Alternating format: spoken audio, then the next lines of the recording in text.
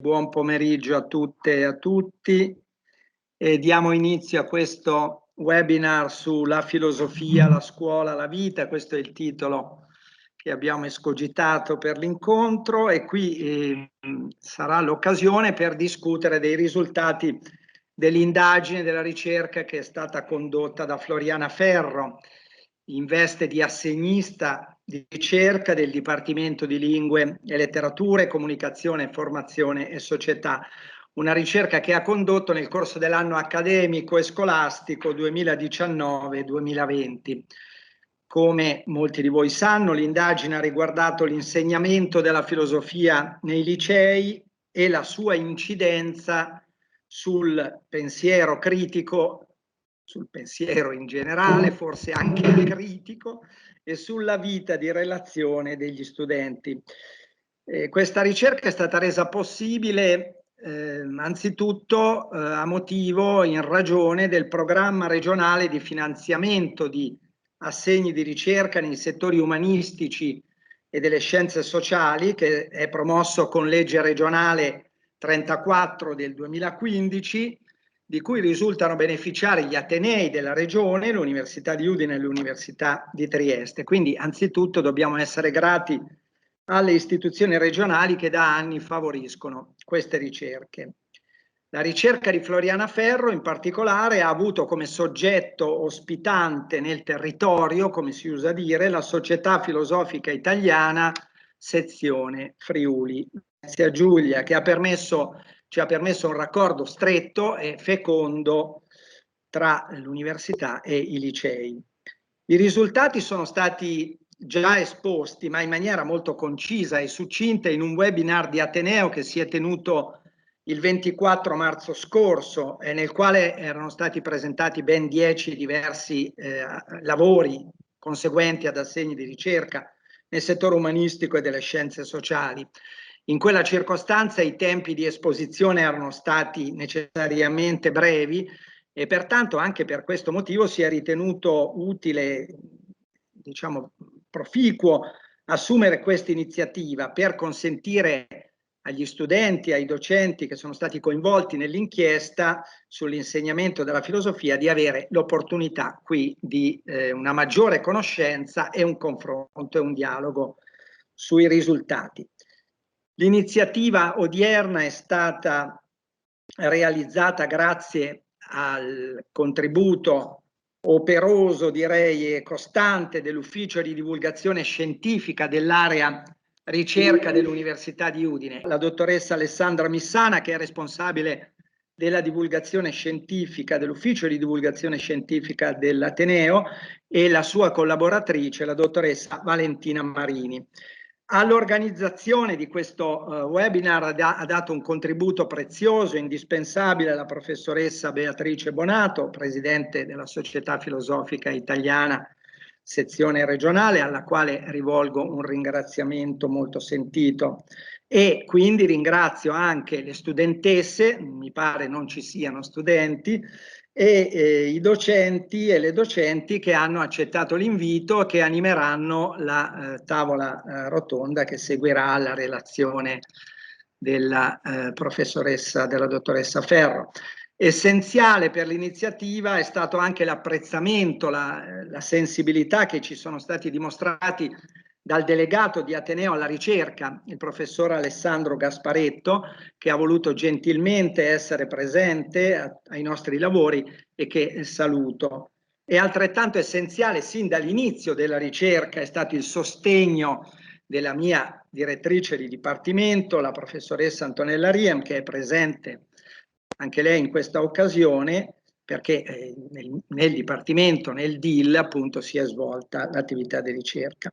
Quindi io cederei la parola al professor Gasparetto e alla professoressa Riem proprio perché possano salutare i presenti e possano introdurre il nostro incontro. Prego, professor Gasparetto.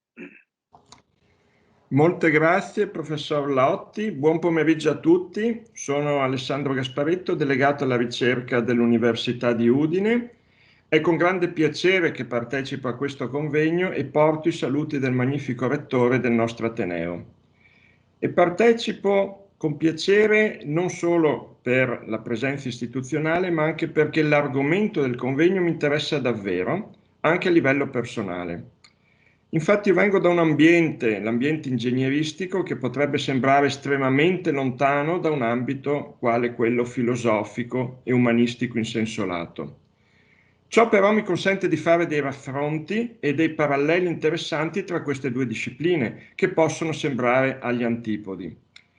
Se volessi infatti sintetizzare in che cosa si caratterizza l'approccio ingegneristico, in generale quello delle cosiddette scienze esatte, è la capacità di risoluzione dei problemi, il cosiddetto problem solving.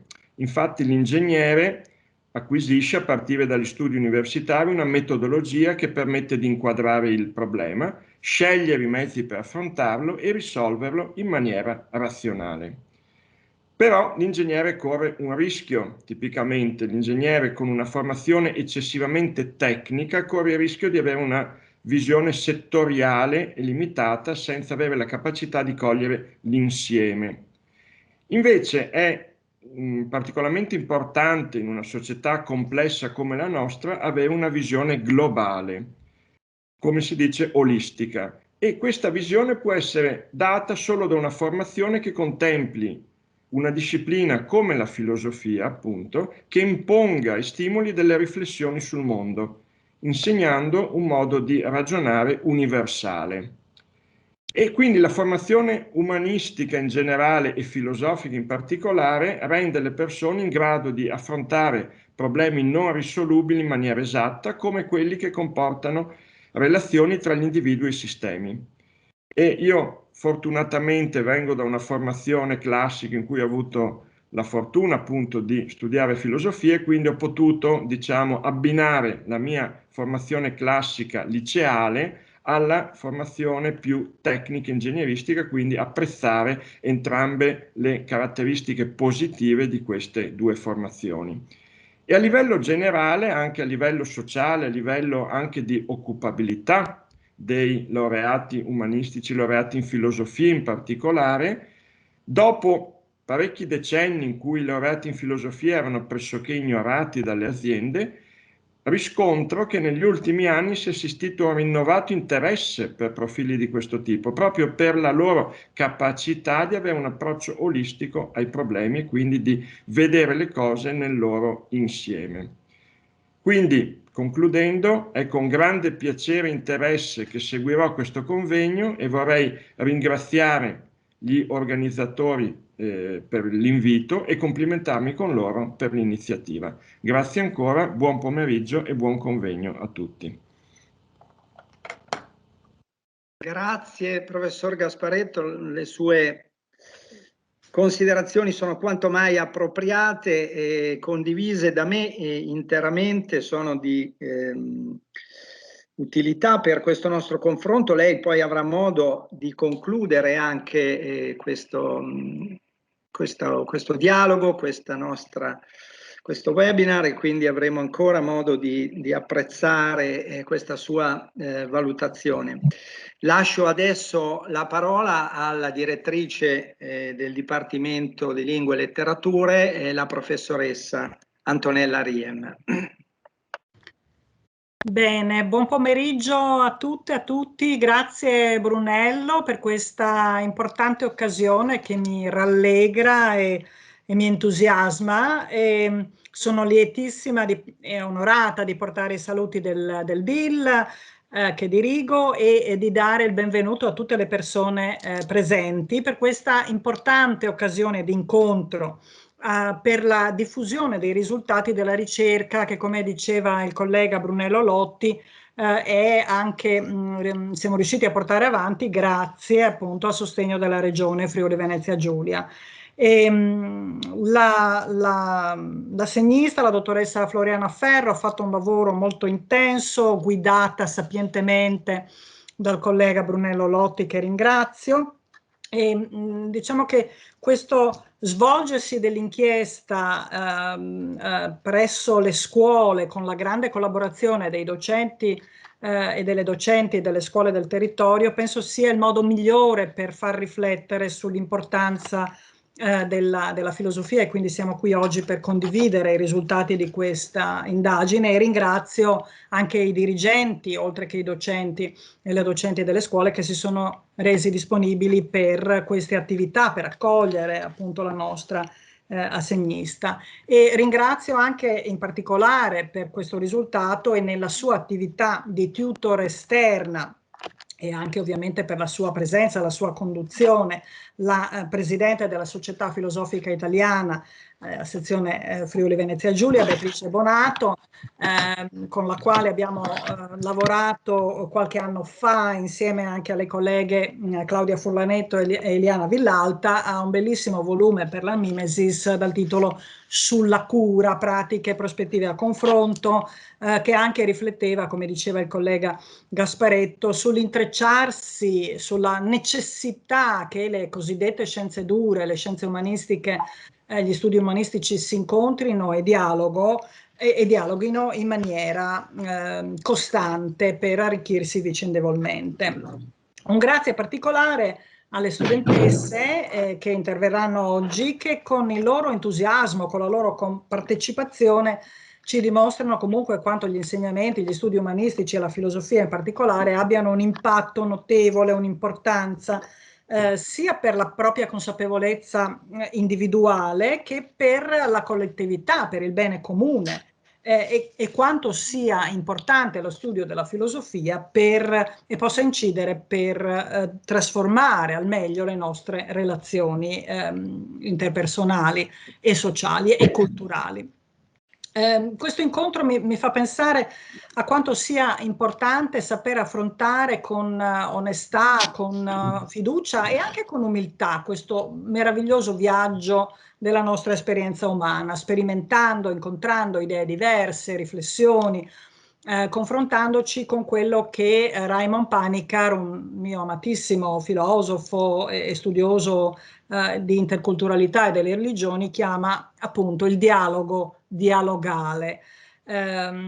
Quindi ci insegna appunto a diffidare delle soluzioni miracolose, delle risposte piovute o imposte dall'alto, senza un senso critico, no? una educazione al pensiero critico, e ci fa tenere a mente che lo scopo ultimo della nostra vita e del nostro lavoro dovrebbe essere il bene comune per costruire un mondo più umano. Quindi la filosofia è una scuola di vita, appunto, di sapienza, che inizia, secondo me, nella nostra visione interiore e si contamina nell'incontro con gli altri. E quindi in questo incontro siamo chiamati a creare legami fruttuosi con la collettività, fra noi la collettività, la storia, il mondo, la natura e la vita in senso lato, comprendendo l'anima mundi e la bellezza del nostro vocabolario anche spirituale, che si manifesta al meglio quando appunto, come abbiamo visto nel libro con Beatrice e le altre colleghe, ci si prende cura di noi stesse e degli altri e delle altre. Sempre Panikkar dice l'osservatore modifica l'osservazione, e questa ovviamente diciamo, è un'espressione presa dalla fisica quantistica, ma Panikkar dice io vado molto più in là, dice il pensatore modifica il pensato, questo sarebbe il mio principio.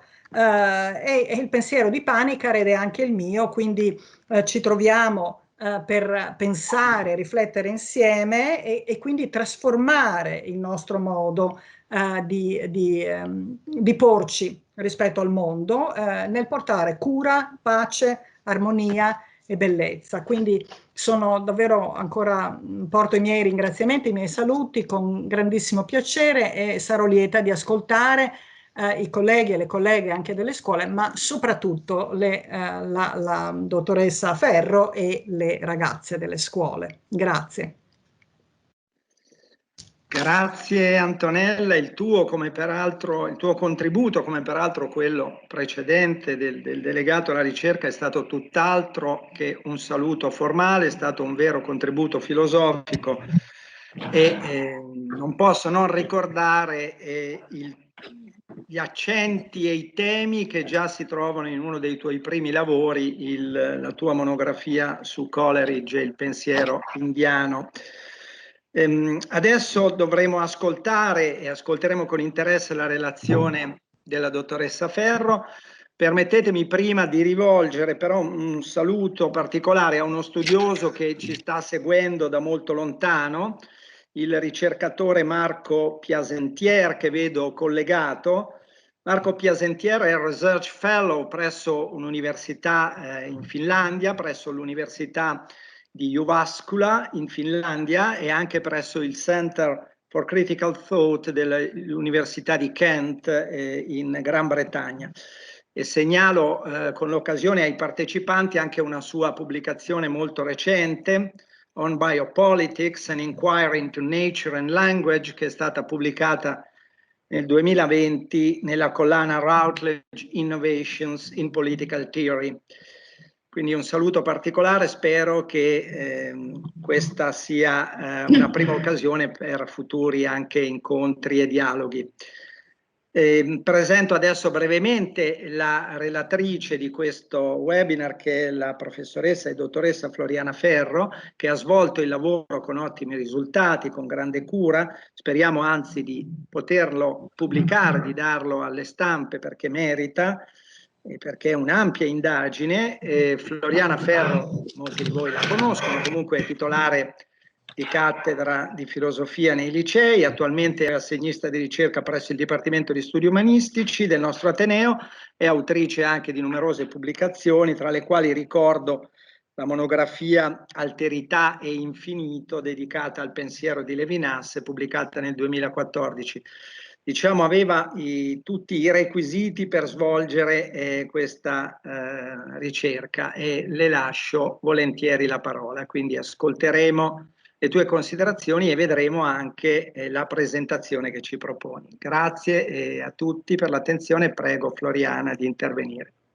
Innanzitutto, prima di partire con l'esposizione dei risultati della ricerca, vorrei ringraziare tutti coloro appunto che hanno reso possibile questo lavoro corposo, come è stato appunto detto.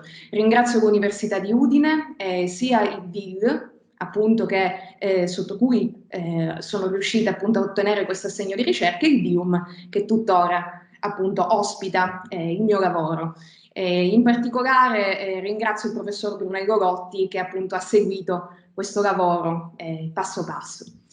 Ringrazio anche la Regione Friuli Venezia Giulia, che ha contribuito a far sì che appunto questo assegno venisse erogato, e la Società Filosofica Italiana, sezione Friuli Venezia Giulia, in particolare nella persona di Beatrice Bonato, che è stata, ha dato un contributo fondamentale anche questa alla ricerca, sia dal punto di vista organizzativo che contenutistico. E più di tutti ringrazio tutti i docenti e gli studenti che hanno partecipato all'iniziativa, quindi sia i docenti referenti delle scuole, che hanno aiutato anche appunto a livello organizzativo, e sia soprattutto i docenti e gli studenti che si sono fatti intervistare e che quindi sono stati, possiamo dire, l'anima appunto di questa ricerca. Senza di loro questo lavoro appunto non sarebbe stato possibile. Chiaramente ringrazio anche i dirigenti delle scuole coinvolte, che hanno consentito di avere i luoghi necessari per poter realizzare delle interviste assolutamente anonime. Questo ci tengo a ribadirlo. Il titolo dell'evento è La filosofia, la scuola e la vita, che appunto in cui si espone questo assegno di ricerca, che appunto ha come titolo l'insegnamento filosofico nelle scuole superiori di Udine e le relazioni con gli altri. Un'indagine fenomenologica. Questo innanzitutto partiamo dicendo quali istituti di Udine hanno partecipato alla ricerca. Innanzitutto i due grandi licei scientifici, appunto il Liceo Copernico e il Liceo Marinelli. In particolare il Copernico ha partecipato non solo con l'indirizzo scientifico tradizionale, ma anche con quello delle scienze applicate. Nel caso dello Stellini invece ha partecipato con l'indirizzo classico, mentre i due licei Percote e Uccellis hanno fornito invece una molteplicità, possiamo dire, di corsi di studio con cui appunto è stato possibile confrontarsi. quindi il liceo classico europeo, il liceo delle scienze umane, il linguistico, il musicale e il coreutico. Diciamo, quindi la maggior parte degli indirizzi liceali presenti nelle scuole italiane ci sono, manca solo il liceo artistico perché purtroppo il liceo Sello, ahimè, non ha partecipato all'iniziativa. Andiamo a capire quali sono stati appunto gli obiettivi che ci siamo posti in questa ricerca. Innanzitutto quello di individuare l'impatto che l'insegnamento della filosofia ha sia sul modo in cui gli studenti vedono la realtà, la vita, il mondo, eccetera, e sia, soprattutto nello specifico, per come invece percepiscono le relazioni con gli altri. Un altro obiettivo è quello di capire in che modo l'intenzionalità dei docenti influisce sul processo di apprendimento. Ecco, uso il termine intenzionalità in maniera specifica perché è un'indagine di tipo fenomenologico.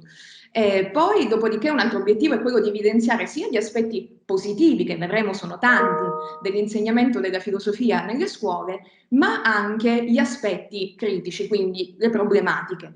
E dare dei suggerimenti, ecco, da questo punto di vista per poter migliorare la qualità della didattica, ripeto, suggerimenti, non imposizioni, e alla fine la pubblicazione chiaramente dei risultati affinché questo fosse possibile. E questo evento è proprio uno diciamo, dei modi in cui questa ricerca viene resa pubblica.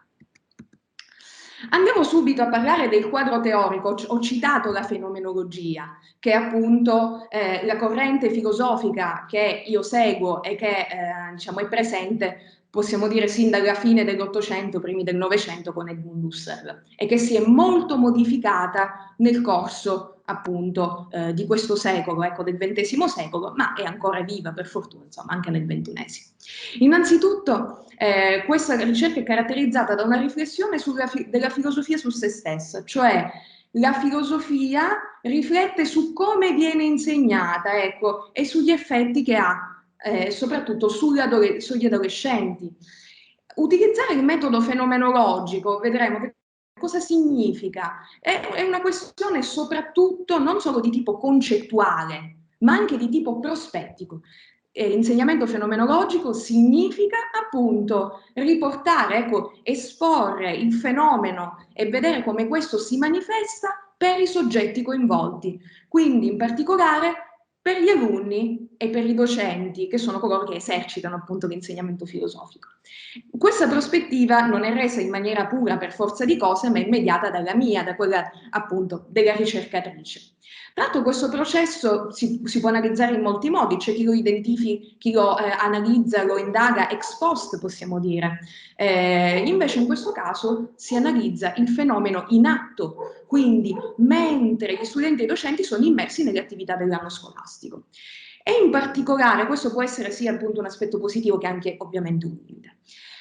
In particolare quello che si è voluto cercare di capire è come venisse concepita appunto l'intersoggettività trascendentale, ovvero quella dimensione relazionale dell'esistenza che è originaria, in cui noi da tutti ci troviamo da sempre e che caratterizza proprio il nostro approccio al mondo. Non si tratta appunto di una configurazione diciamo astratta, di un a priori, possiamo dire, che c'è prima dell'approccio al mondo, ma che lo caratterizza proprio nelle relazioni concrete, quindi mentre appunto i soggetti sono in rapporto tra di loro, sono in rapporto con le cose, con il mondo, con la cultura, con la società, perché siamo appunto dei soggetti situati, come direbbe Merleau-Ponty, appunto, che interagiscono appunto in uno spazio, in un tempo. Ora, queste relazioni, che appunto questi rapporti nella fase adolescenziale hanno particolare importanza, ecco, anche dal punto di vista evolutivo, psicologico, pedagogico, eccetera. Ora, quello che ho cercato di fare a livello proprio metodologico è stato di mettermi in ascolto della prospettiva dei docenti e degli studenti di scuola superiore, facendo epoché, cioè mettendo in sospensione, sospendendo il giudizio appunto caratterizzato dalla mia esperienza personale.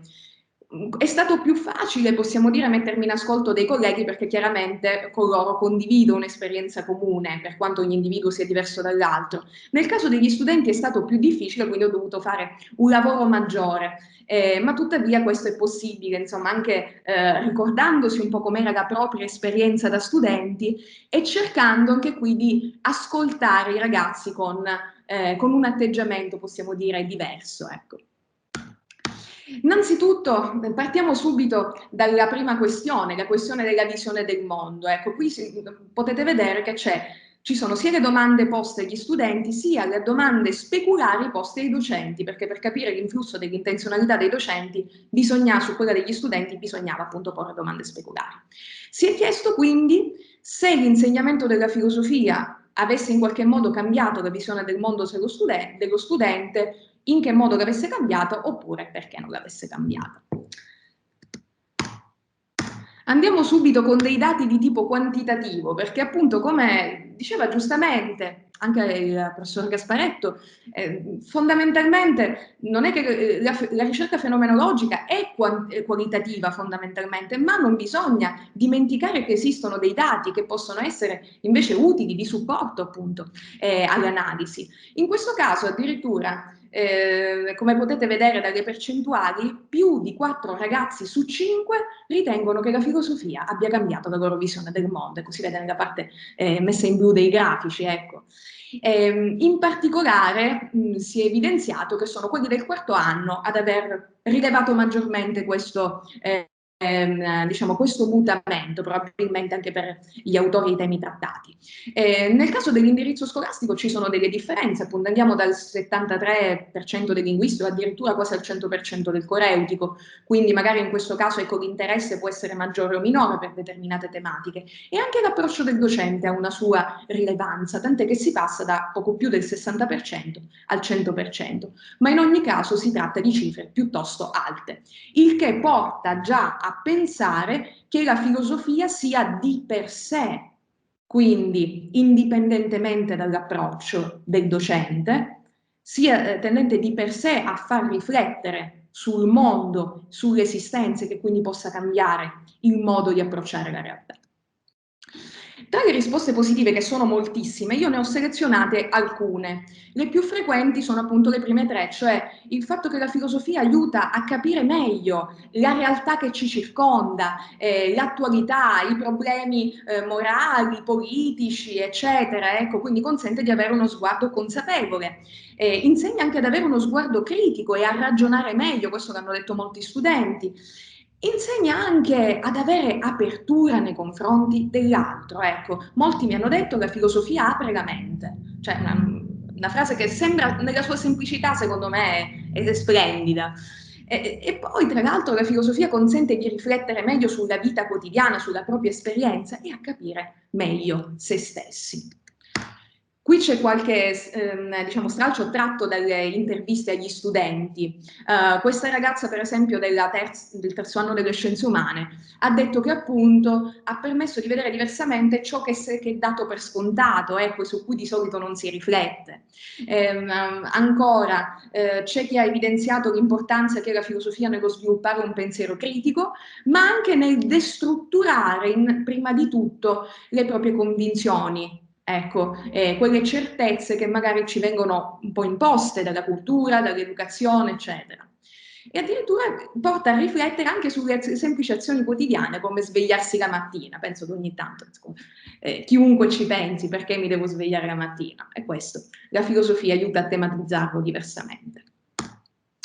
Vediamo cosa dicono alcuni docenti a proposito. Ecco, la docente evidenzia proprio questo, che la filosofia aiuta a scendere con la trivella, proprio un'immagine piuttosto forte, cioè proprio ad andare in profondità e oltre l'esperienza quotidiana, sensibile, per quanto appunto per i fenomenologi l'apparenza non sia da demonizzare, anzi il modo in cui la realtà ci appare, però è giusto riflettere su questa esperienza e la filosofia la consente. La docente H addirittura dice una cosa bellissima, cioè che i ragazzi si lanciano a pensare con la loro testa una volta che scoprono quanto è bella l'avventura del pensiero. Questo secondo me esprime grande entusiasmo.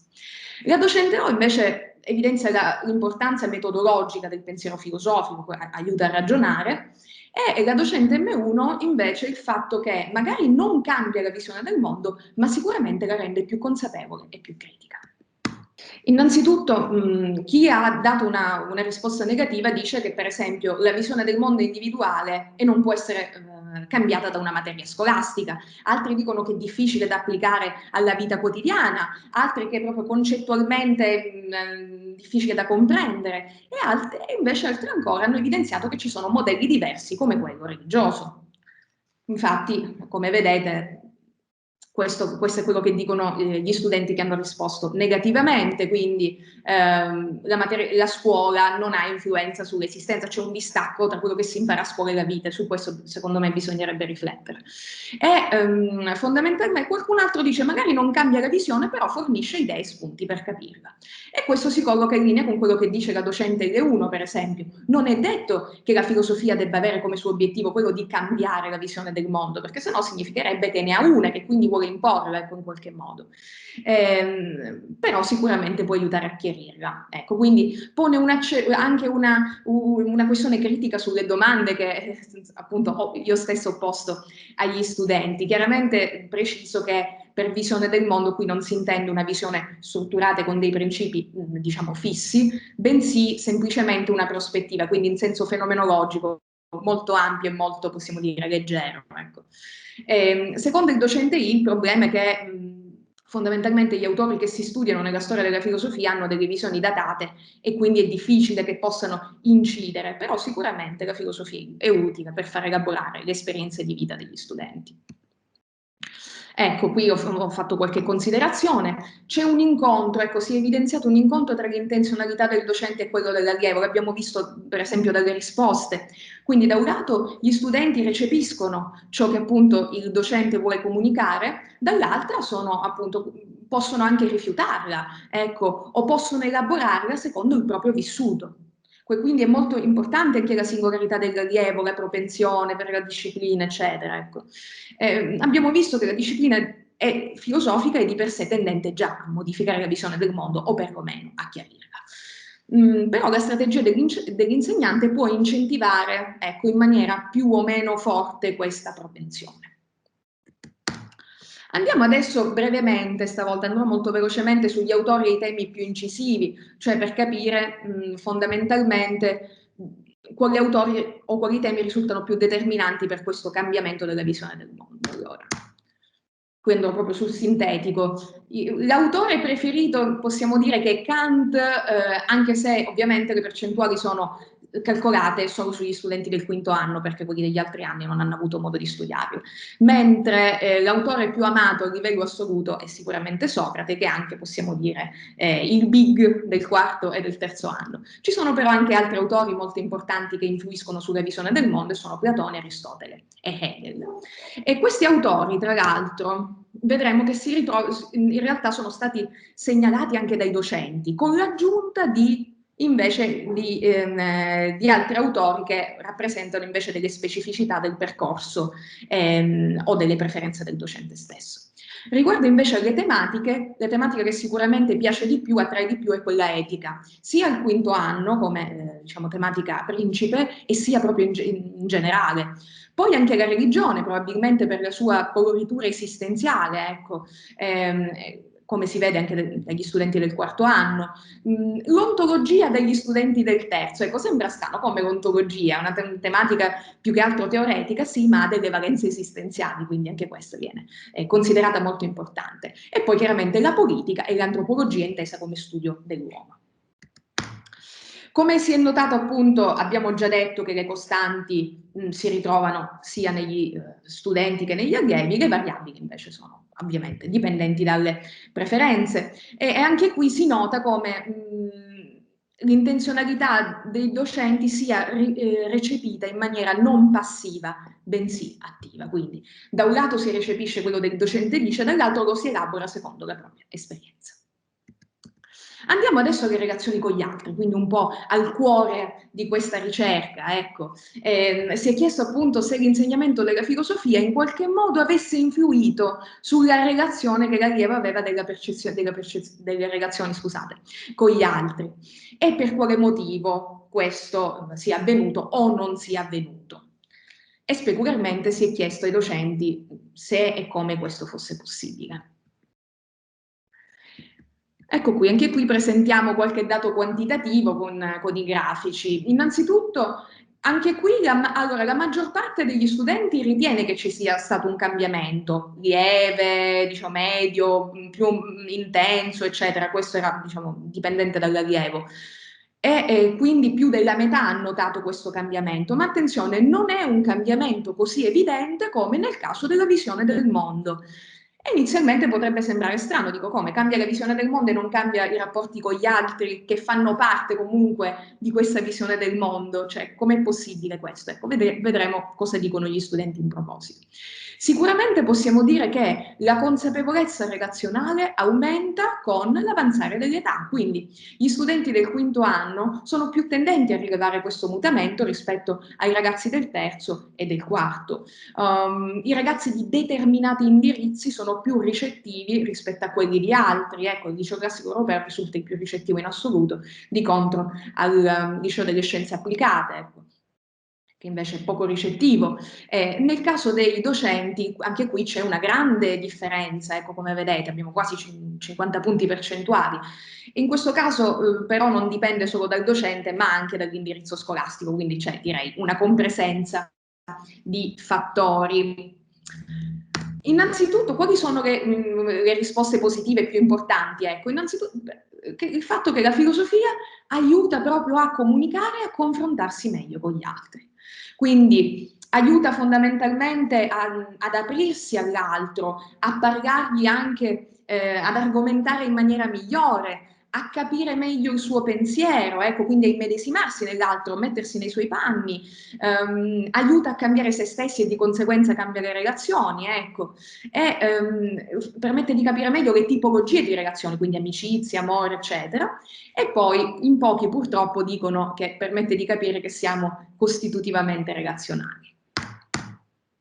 Vediamo cosa dicono i ragazzi. Ecco, il primo e l'ultimo stralcio di due persone diverse, tutte e due della quinta dello scientifico, mettono in evidenza che permette questo scambio di opinioni, possiamo dire positivo, in cui c'è una crescita reciproca e permette di relazionarsi in maniera più serena, quindi non in maniera verbalmente violenta come avveniva prima, ma in maniera più rispettosa. Quindi direi che questo è un risultato importante. Ecco. Nel caso della ragazza della quarta delle scienze umane, dice che con la filosofia vede le persone sotto un aspetto più umano, ecco, questo è importante. Quindi vede che l'altro è come me, è simile a me, fenomenologicamente diremo che avviene un'operazione sia di Parung, quindi di associazione appaiante, e di conseguente empatia, ecco. Qualcun altro dice per esempio che ha cambiato le sue relazioni familiari, ecco, il rapporto con i genitori, che ha cambiato la percezione di se stessi e quindi ha permesso di avere più sicurezza in se stessi e quindi di relazionarsi meglio agli altri, e qualcuno ha evidenziato invece la relazionalità costitutiva, rappresentata dalla frase di Aristotele: l'uomo è un animale sociale. Per quanto riguarda i docenti, le docentesse per esempio, mette in evidenza il fatto che nella fascia d'età adolescenziale le relazioni sono particolarmente importanti, che la filosofia aiuta ad avere maggiore consapevolezza di sé e di conseguenza anche maggiore consapevolezza delle relazioni con gli altri. Non è un processo, diciamo, con due fasi cronologiche distinte, bensì che avvengono entrambe in simultanea. E il docente delle due evidenzia invece il fatto che la filosofia permette una sorta di ermeneutica del sospetto, permette di indagare sulle relazioni, di andare nel profondo e di non limitarsi, diciamo, alla superficie. Invece diamo un'occhiata alle risposte negative, in cui diversi hanno detto che la filosofia cambia la persona ma non le sue relazioni, cambia la mia visione del mondo ma non cambia le relazioni con gli altri. Qualcun altro, e questo secondo me è importantissimo perché evidenzia proprio il gap che c'è tra questi due aspetti. Qualcuno dice la filosofia non insegna come comportarsi con gli altri, e dico è meno male perché non dà delle ricette precostituite, è difficile applicarle alla vita quotidiana, dice qualcun altro, e questo vale diciamo, per l'insegnamento in generale, non solo per questo. Qualcuno si lamenta per la rigidità dell'insegnamento scolastico e invece chi appartiene agli indirizzi delle scienze umane e dell'economico-sociale ha trovato più utili in tal senso le scienze umane, quindi psicologia, pedagogia e sociologia. I ragazzi dicono, ecco, tra le loro risposte c'è chi dice che le relazioni dipendono da altri fattori, quindi dalla situazione familiare, la condizione, eccetera, ecco, e la reazione è assolutamente individuale. Qualcun altro dice che purtroppo parla di problemi ampi ma non della vita quotidiana. Qualcun altro dice che invece no, la filosofia si occupa di questo, ma si potrà mettere in pratica al di fuori di un contesto protetto, ecco, che è quello scolastico, quindi bisogna aspettare del tempo prima che questo sia evidente. E questo è quello che dice per esempio anche la docente R, no? Che ritiene che si evidenzi subito il cambiamento prospettico ma non quello dei comportamenti, e il cambiamento si nota con gli anni, ecco, dice, quando mi ha detto questo, quando vedo i miei allievi a distanza di anni invece il mutamento lo noto, ecco. Quindi bisogna aspettare al lento rilascio. Il docente P dice è importante che la filosofia mette in evidenza ciò che magari nella nostra cultura non c'è sempre, ovvero il fatto che non ci debba essere un confronto aggressivo con l'altro, bensì un confronto sportivo, rilassato, usa delle metafore di tipo agonistico. Il docente N invece ritiene che la filosofia, più criticamente, che la filosofia non debba educare alla socievolezza, ecco, non sia il suo scopo, ma che sia utile soprattutto all'individuo, perché già è difficile capire se stessi, figuriamoci gli altri. Ecco, una prospettiva come quella di questo docente è condivisa anche da diversi studenti. Fondamentalmente cosa possiamo dire? Che innanzitutto la consapevolezza di questo mutamento relazionale cresce con l'avanzare dell'età, l'abbiamo già detto, non sempre appunto va di pari passo col rilevamento del cambiamento della visione del mondo e tuttavia nel momento in cui diciamo l'insegnamento viene orientato in un determinato modo, c'è invece una maggiore consapevolezza della nostra relazionalità costitutiva e attraverso questo si stimola anche un diverso rapporto con l'altro. Chiaramente in parte bisogna aspettare, come abbiamo detto, il percorso evolutivo dell'alunno, ma si può intanto già cominciare a lavorare in tal senso. Andiamo in ultimo, molto velocemente, a parlare di come gli studenti valutano la filosofia come disciplina scolastica, perché questo discorso non ha tanto lo scopo di capire se gli insegnanti fanno o non fanno un buon lavoro, perché insomma, anzi, risulta che fanno un ottimo lavoro. Più che altro è cercare di capire quali possono essere i suggerimenti, ecco, per migliorare questi, diciamo, alcuni scogli che sono stati appunto evidenziati, alcuni aspetti di tipo problematico, se è possibile ovviamente cambiarli. Andiamo a vedere che gran parte degli studenti dà anche qui una valutazione positiva della filosofia come disciplina. Ovviamente per risposte positive si intende che ha espresso più pareri positivi che non critici, mentre negative che ha espresso più pareri critici che positivi, perché di solito gli studenti esprimono sia gli uni che gli altri, quindi è molto comune una presenza di entrambi. In particolare, ecco, i più entusiasti della filosofia sono i ragazzi del terzo anno, quelli che si approcciano, diciamo, con freschezza, ecco, possiamo dire, a questo insegnamento, mentre piano piano magari forse qualche aspettativa viene disillusa e forse anche si tende a scegliere delle strade diverse, come almeno avviene con i ragazzi del quinto. Anche l'indirizzo scolastico ha una sua, diciamo, influenza sicuramente. Ci sono indirizzi in cui si è più propensi e meno propensi ad amare la filosofia e anche l'impatto del docente ha una sua influenza. Infatti, come noteremo dalle risposte dei ragazzi, ci sono delle strategie più apprezzate e meno apprezzate. Vediamo intanto, ecco, tra le ragioni delle risposte positive. Il professore adotta una buona strategia. Ecco, il professore ha un buon approccio alla materia e quindi la materia ha un impatto positivo. Ecco, Ecco, questo è fondamentale, quindi l'intenzionalità del docente sicuramente influisce. Influisce anche il fatto che la materia sia di per sé interessante, che aiuti nella formazione dell'identità, che consenta, ecco, proprio per la sua ampiezza, di fare dei collegamenti anche con altre discipline, che insegni appunto a ragionare meglio e poi che permetta di mettersi in gioco. Come dicevo, queste sono solo alcune delle risposte, sono molteplici. Quindi va bene, il primo stralcio evidenzia appunto che l'alunna si trova bene col docente, quindi valuta bene l'insegnamento, sono interessanti gli argomenti nel caso del secondo stralcio. Ecco, molto importante quello che dice questo alunno di quinto economico-sociale, cioè che l'insegnamento della filosofia è un'ottima palestra mentale, sviluppa il senso critico di una persona, ecco, soprattutto nell'era in cui viviamo, bombardati da informazioni, quindi in quest'era digitale. Questo è importantissimo, secondo me, mette in evidenza anche l'attualità dell'insegnamento filosofico. E un altro alunno dice anche qui una frase che mi ha molto colpito: per un uomo penso sia una cosa fondamentale studiare la filosofia per vivere. Ecco. Quindi anche i ragazzi in giovane età si rendono conto di questo impatto. Andiamo invece alle risposte negative. Ecco, la rigidità dell'insegnamento scolastico, qui non si parla proprio dell'insegnante, si parla in generale del sistema scolastico, questo è importante dirlo. Qualcuno si scontra con la difficoltà della disciplina, qualcuno dice che non si dialoga abbastanza in classe, che si fanno pochi riferimenti alla vita quotidiana, qualcuno ritiene le idee di certi filosofi un po' datate, ecco, qualcuno non si trova bene invece col docente. E qualcuno non ama l'impostazione storica e ne vorrebbe una tematica. Ecco qua.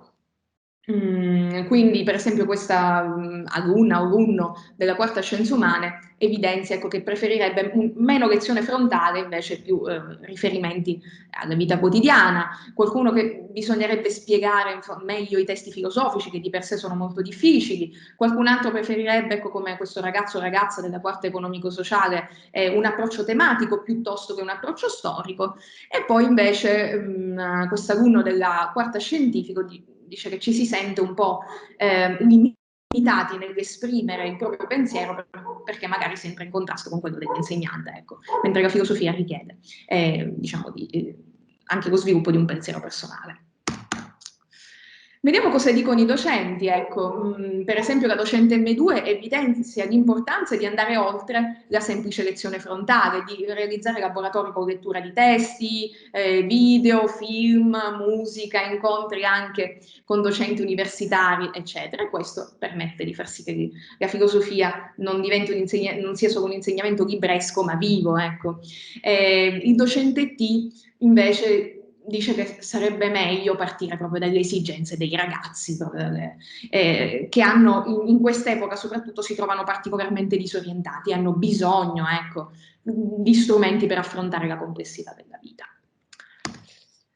Qualche altro docente, ecco, la docente B evidenzia l'importanza di non fare solo la storia della filosofia, ma anche di adottare un approccio tematico, e la docente D invece quello di eliminare la valutazione o sicuramente di renderla meno rigida. Ecco, questo potrebbe aiutare i ragazzi a sentirsi più liberi. Vediamo i cambiamenti, ecco, i maggiori cambiamenti, che sono tantissimi i suggerimenti che sono stati dati dagli studenti. Ecco, più di un terzo vuole più dialogo in classe, più confronti con i compagni e anche con il docente, quindi un confronto, diciamo, possiamo dire ampio, qualcuno dice anche con altre scuole, con altre classi, cioè molto più di ampio respiro, quindi c'è il desiderio relazionale, ecco, possiamo dire, da parte dei ragazzi, che riguarda l'insegnamento della filosofia. Altri vorrebbero più riferimenti alla vita quotidiana per poter applicare meglio l'insegnamento, qualcun altro, ecco, più tecnologia e digitale, abbiamo detto, e andare oltre la lezione frontale. Qualcuno vorrebbe capire meglio, ecco, qualcuno vorrebbe avere più libertà espositiva e interpretativa, abbiamo detto qualcuno preferirebbe non adottare il metodo storico, qualcuno, ecco, veramente mi è piaciuto particolarmente questa questione del realizzare lezioni all'aperto, perché lo stare in uno spazio chiuso e angusto può talvolta, ecco, essere un po' problematico, quindi magari variare un po' i luoghi dell'insegnamento potrebbe essere una buona idea. Cosa si è notato? Ecco, che i docenti sì, sono da un lato promotori entusiasti della disciplina, ma dall'altro punto di vista si scontrano con i limiti del sistema scolastico, di orari, di programmi, eccetera, eccetera, anche del rapporto con gli studenti, sicuramente sì, però tutti hanno proprio il desiderio di migliorare il proprio lavoro. e sono in questo senso anche degli attenti osservatori dei propri alunni, capiscono laddove ci sono dei problemi, degli ostacoli, eccetera. Ecco. Però ci sono anche dei punti di convergenza, come abbiamo visto, tra l'intenzionalità dei docenti e quello degli studenti. Ecco. Tra l'altro c'è da dire che almeno io non ho nessuna intenzione di dare una ricetta metodologica precostituita e di dire come gli insegnanti devono fare il loro lavoro, perché c'è libertà di insegnamento ed è giusto che questa venga rispettata. Solo che ci sono delle tendenze, quindi non degli approcci singolari, ma delle tendenze che sono più apprezzate e meno apprezzate dagli allievi. E in ogni caso sia gli alunni che i docenti evidenziano l'importanza comunque dell'aspetto relazionale. Per concludere, possiamo dire che l'insegnamento filosofico risulta avere un impatto molto importante a livello di consapevolezza della realtà, della cultura, della società, eccetera, dell'esistenza e del modo di relazionarsi a quest'ultima, e questo è molto evidente.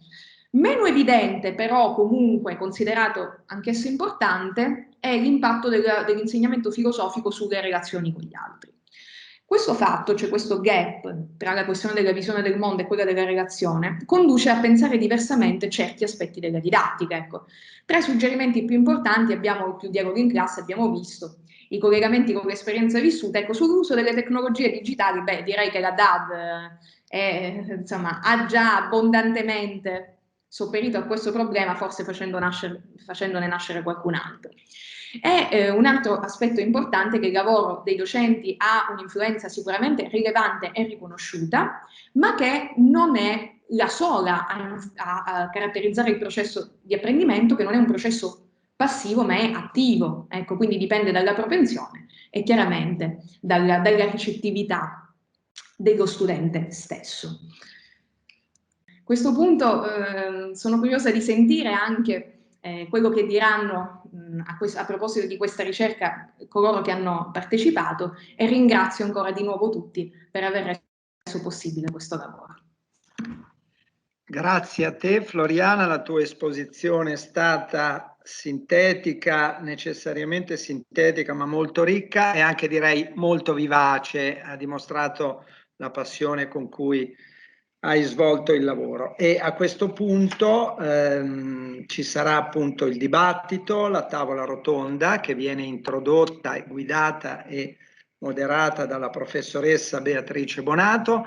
Io non spendo altre parole, sarebbe direi quasi ridicolo che io presentassi la professoressa Bonato, quindi le lascio subito la parola e ascoltiamo questo confronto che spero sia altrettanto vivace e ricco di spunti.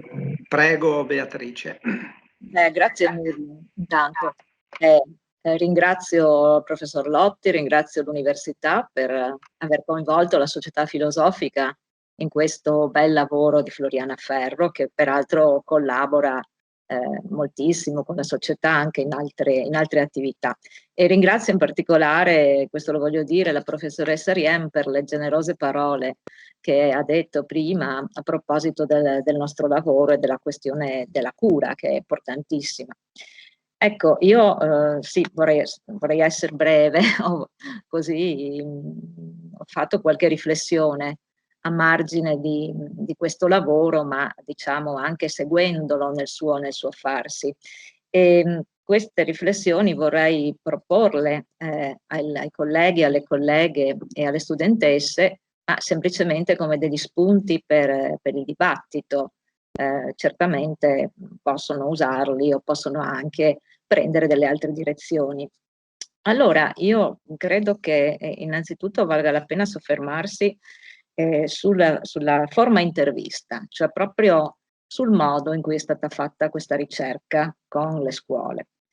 Perché credo che questa forma abbia per sua stessa natura favorito una operazione autoreflessiva particolare, sia a noi docenti in rapporto a quello che facciamo quotidianamente in classe, spesso presi in ritmi abbastanza frenetici, sia agli studenti e alle studentesse, nel senso che il lavoro scolastico è soggetto a tutta una serie di richieste che poi con la cosa della filosofia non hanno moltissimo a che vedere, sono in qualche modo laterali, la valutazione in primis, ma non solo. Allora, la forma intervista perché è interessante? Intanto perché si tratta di è un po' fuori moda anche Demodè con questo registratore, no? Crea come un effetto di straniamento, è questo che io ho avvertito. E poi si è trattato di interviste fatte con domande aperte, quindi non è il classico test con la domanda a risposta multipla, che insomma è una risposta un po' chiusa, in qualche modo un'esperienza, già questa per me interessante, che crea uno spostamento dello sguardo e uno spostamento anche del luogo, perché almeno al Copernico le abbiamo fatte in un locale particolare che si chiama Casetta, peraltro, e già suggerisce qualcosa che sia diverso dalla scuola. Certamente, insomma, l'intervista adesso, al di là degli scherzi, delle battute, credo che sia importante proprio come elemento di sospensione, e credo che questa parola sia un po' una parola chiave di tutto il tuo lavoro, altrimenti non avresti scelto il metodo fenomenologico, no? E un secondo aspetto è il tema stesso del progetto. Vorrei riflettere su questo, il legame tra l'insegnamento filosofico e le relazioni con gli altri. Ecco, a me pare che il lavoro presupponga, questa relazione, questo nesso, giustamente perché c'è riferimento alla intersoggettività trascendentale, al discorso husserliano, a Merleau-Ponty, a Levinas anche, penso. Ma ecco, la tua ricerca in realtà mirava ad altro, cioè mirava a portare alla luce la possibilità che l'insegnamento filosofico migliorasse o aprisse la via ad un arricchimento delle relazioni con gli altri, non solo al riconoscimento che semplicemente esistono e non se ne può prescindere. E allora lì, ecco, io sì, avrei qualche dubbio, come forse ho anche detto nell'intervista, perché sì, dipende un po' dall'idea che abbiamo della filosofia, e il fatto che la filosofia possa arricchire e migliorare le relazioni con gli altri. Cioè, forse non è sempre così, anche perché potremmo pensare che la filosofia abbia bisogno di solitudine più che di relazioni ricche, numerose, intense. Richieda anche un ritiro, in qualche modo, che è il ritiro necessario al pensare, all'esperienza del pensare. Però certamente si può giungere a conclusioni opposte a queste.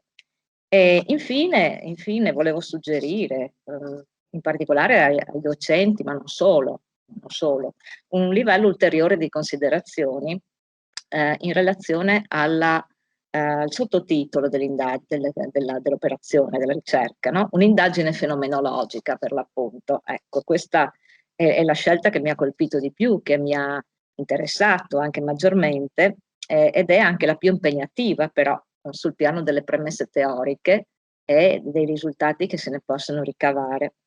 Perché è impegnativa e anche problematica?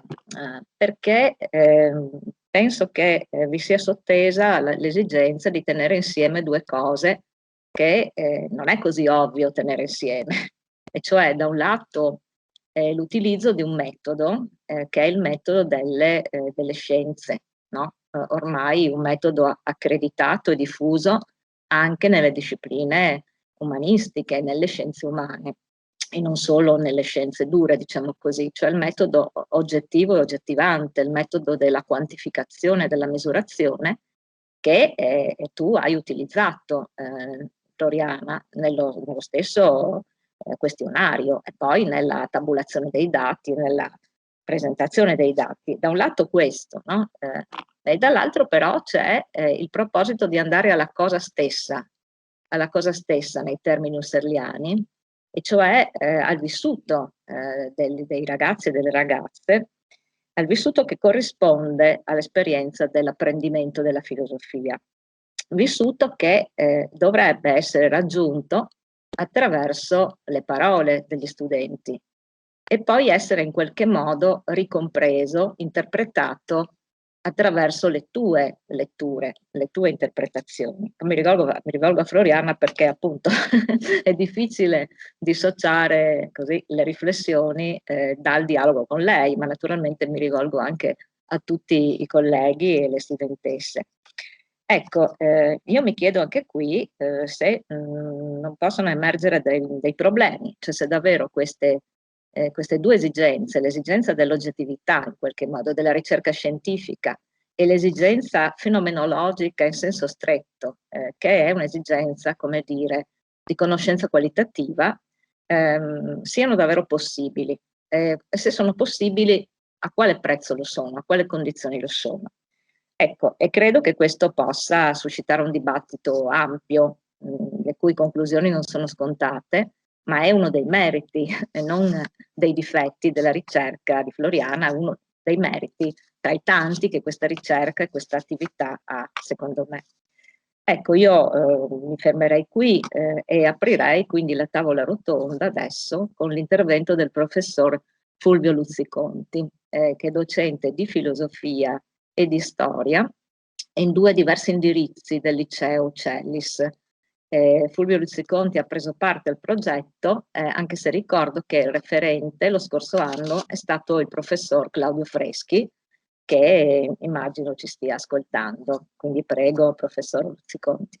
Io saluto tutti e ringrazio in particolare la dottoressa Ferro, che ho avuto il piacere di conoscere nel corso dell'indagine, e mi limiterei però soltanto a fare delle considerazioni appunto fenomenologiche, cioè partendo dall'esperienza concreta del mio insegnamento.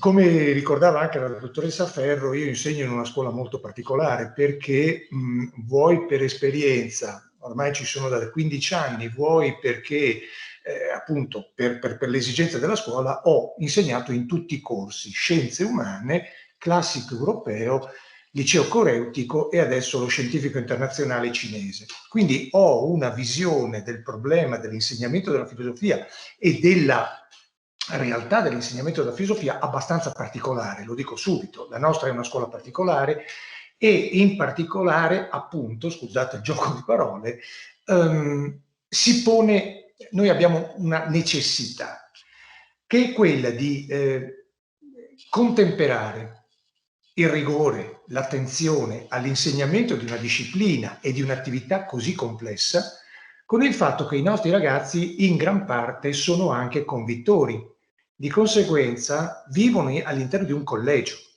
e questo sta a indicare che per molti di loro ritagliarsi degli spazi per una riflessione autonoma, individuale, io sono convinto che la filosofia sia un'attività sì relazionale, ma che si debba fare anche nel silenzio del proprio foro interiore.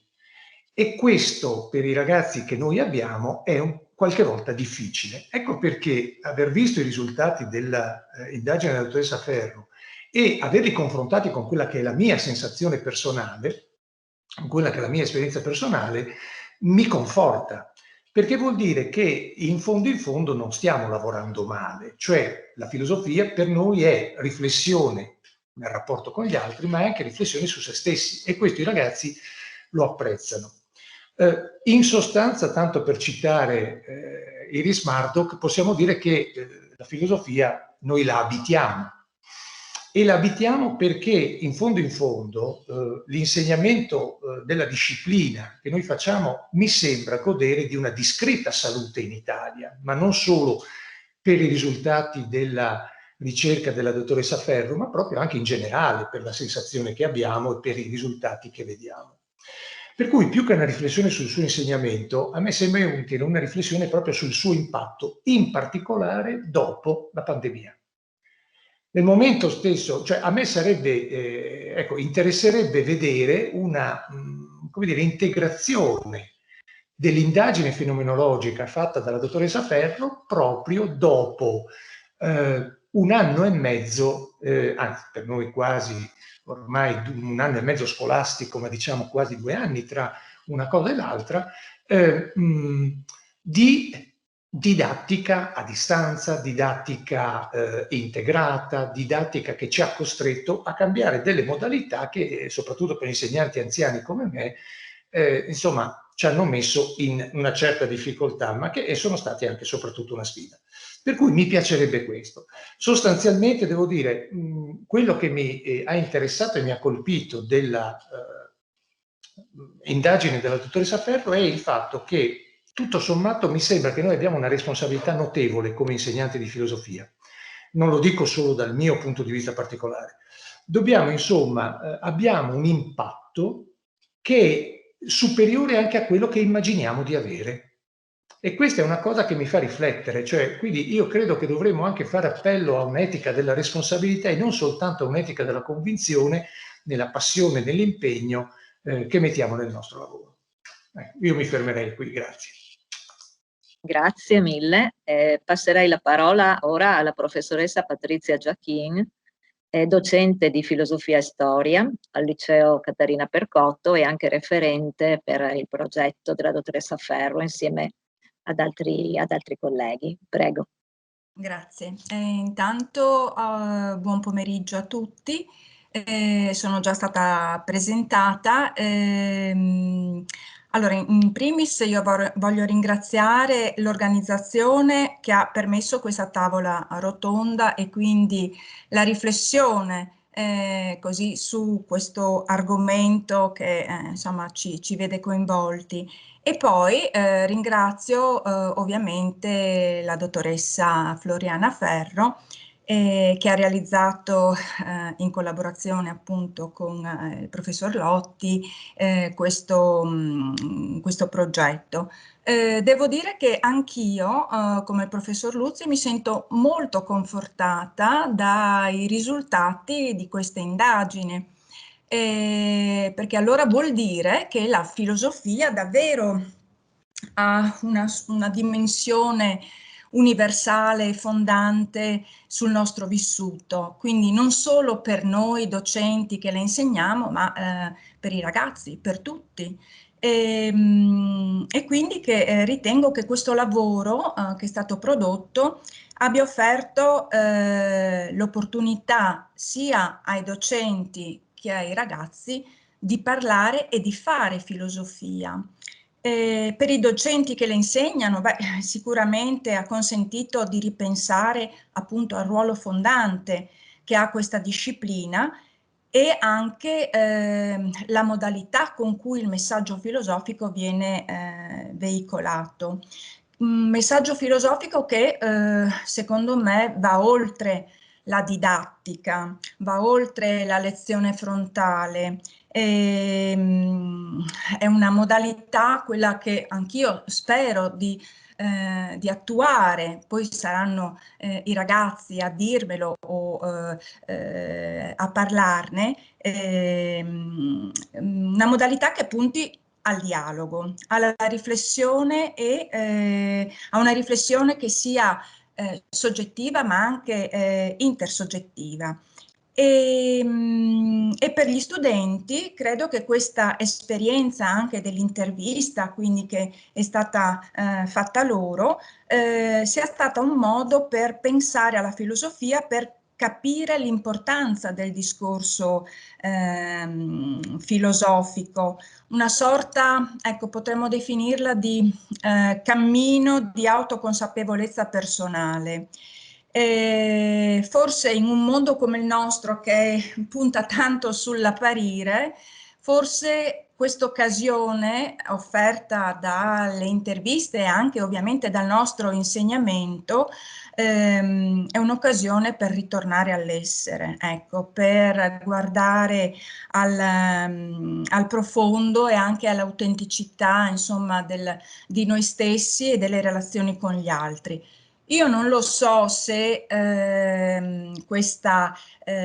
se la filosofia possa migliorare il rapporto con gli altri. Adesso parlo a titolo personale, io credo di sì.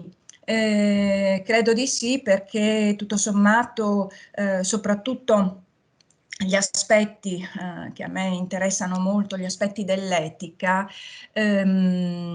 sono occasione, ecco, di un'interazione con l'altro. E io spero che questo venga accolto anche dal mio insegnamento da parte dei ragazzi. E spero appunto che questo messaggio della filosofia, questa analisi del profondo, questa riflessione su noi stessi e quindi anche sugli altri scaturisca. Io mi sento un animale sociale e quindi mi piace l'interazione e mi piace guardare a questo aspetto appunto della filosofia. Però, ripeto, io non lo so se anche per i ragazzi possa emergere questo valore che per me è tale. Forse per qualcuno sì, forse come diceva la professoressa Bonato, invece c'è più un voler puntare a una riflessione più intima, più soggettiva, più così in una dimensione solitaria. Non lo so, ecco, questo è un po' il punto così su cui possiamo riflettere, anzi sicuramente ne parlerò prossimamente con i miei ragazzi proprio per capire se effettivamente ci può essere questa possibilità di migliorare attraverso la filosofia le relazioni. Ecco, questo è un po' sono le mie osservazioni. Comunque mi complimento con la dottoressa Floriana Ferro proprio per il lavoro veramente consistente. E ripeto, mi ha molto molto confortata leggere queste risposte da parte dei ragazzi. Sinceramente non mi aspettavo, invece evidentemente c'è bisogno di filosofia, c'è tanto bisogno di fare filosofia, di utilizzare la pratica filosofica come pratica di vita. Ecco. Bene, grazie Patrizia Giacchini. Interverrà adesso la professoressa Fiammetta Bonsignore, anche lei docente di storia e filosofia al Liceo Marinelli. Fiammetta ha seguito il progetto presso il liceo scientifico insieme alla professoressa Angela Schinella, che ci sta ascoltando, quindi prego. Sì, grazie, grazie a tutti per questa opportunità. Un ringraziamento particolare naturalmente alla dottoressa Floriana Ferro, che ha dato, ecco, con questa sua ricerca intensa un'opportunità a noi docenti per pensare e ripensare sia a livello teorico sia a livello pratico, no? Nella nostra metodologia didattica, il valore oltre che il ruolo della filosofia.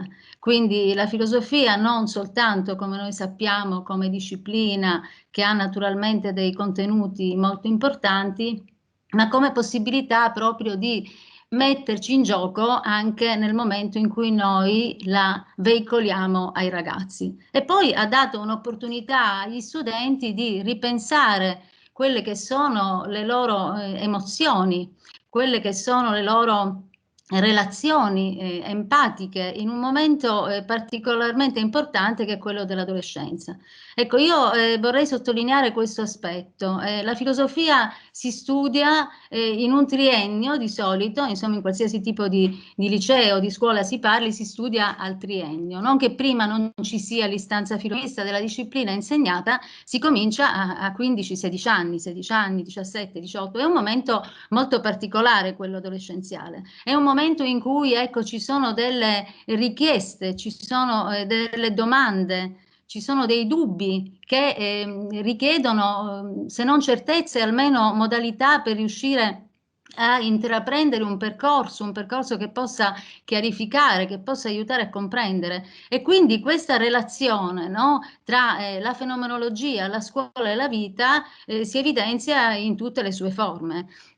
Questa indagine appunto che la professoressa ha fatto utilizzando, ecco, la modalità dell'intervista, trovo veramente molto importante, perché questa modalità è stata utilizzata sia per noi docenti sia per gli studenti. È un'intervista, quindi è la possibilità di rispondere nell'immediatezza, ma questa immediatezza poi viene supportata da una riflessione successiva, perché nel momento in cui a noi vengono fatte delle domande, o ai ragazzi vengono fatte delle domande, si risponde, però poi si ci ripensa. Mi viene un po' così in mente una risposta di un allievo quando io avevo chiesto, insomma, cosa hai tratto dalla filosofia, insomma, che cosa ti è piaciuto di più della filosofia, e lui mi aveva risposto: ma io pensavo mi risolvesse i problemi, in realtà me ne ha creati di altri. E allora ho detto, beh, allora è stato ottenuto il risultato, no? C'è stato un raggiungimento. In secondo luogo, ecco, io penso, e ho visto anche un po' nelle classi che hanno partecipato a questo progetto, un'incentivazione, devo dire, dell'aspetto relazionale. Cioè, ecco, questa scoperta dell'altro attraverso la scoperta della propria identità che si mette in relazione con l'altro, quindi soggetti che interagiscono in una dimensione intersoggettiva, attraverso anche un semplice confronto, un semplice dialogo. Il ragazzo che esce dalla classe poi torna e i compagni gli dicono: com'è andata l'intervista? Bene. Magari non possono esprimere, però ecco, c'è questa possibilità sempre più aperta di interrelazionalità condivisa, e anche interrelazionalità condivisa fra noi docenti, perché noi ne abbiamo parlato di questa esperienza, no? Dovevamo confrontarci, dovevamo capire come anche attivarci, no? Nel momento in cui abbiamo reso noto ai ragazzi l'esperienza che avrebbero fatto. Quindi l'interrelazionalità soggettiva e questa interazione fra soggettività che si confrontano, fra identità e alterità, non è solo per gli studenti, è anche per noi. Quindi è un'opportunità che è stata data a noi. E dal punto di vista degli studenti, ecco, proprio nella fase adolescenziale in cui c'è questa necessità di problematizzare la realtà. Prima il professor Gasparetto aveva parlato appunto delle scienze dure che sono problem solving, e in realtà noi abbiamo soprattutto il problem posing, no? Cioè poniamo i problemi prima di riuscire a capire qual è la strada per risolverli, no? Ecco, gli adolescenti si fanno queste domande, cercano risposte.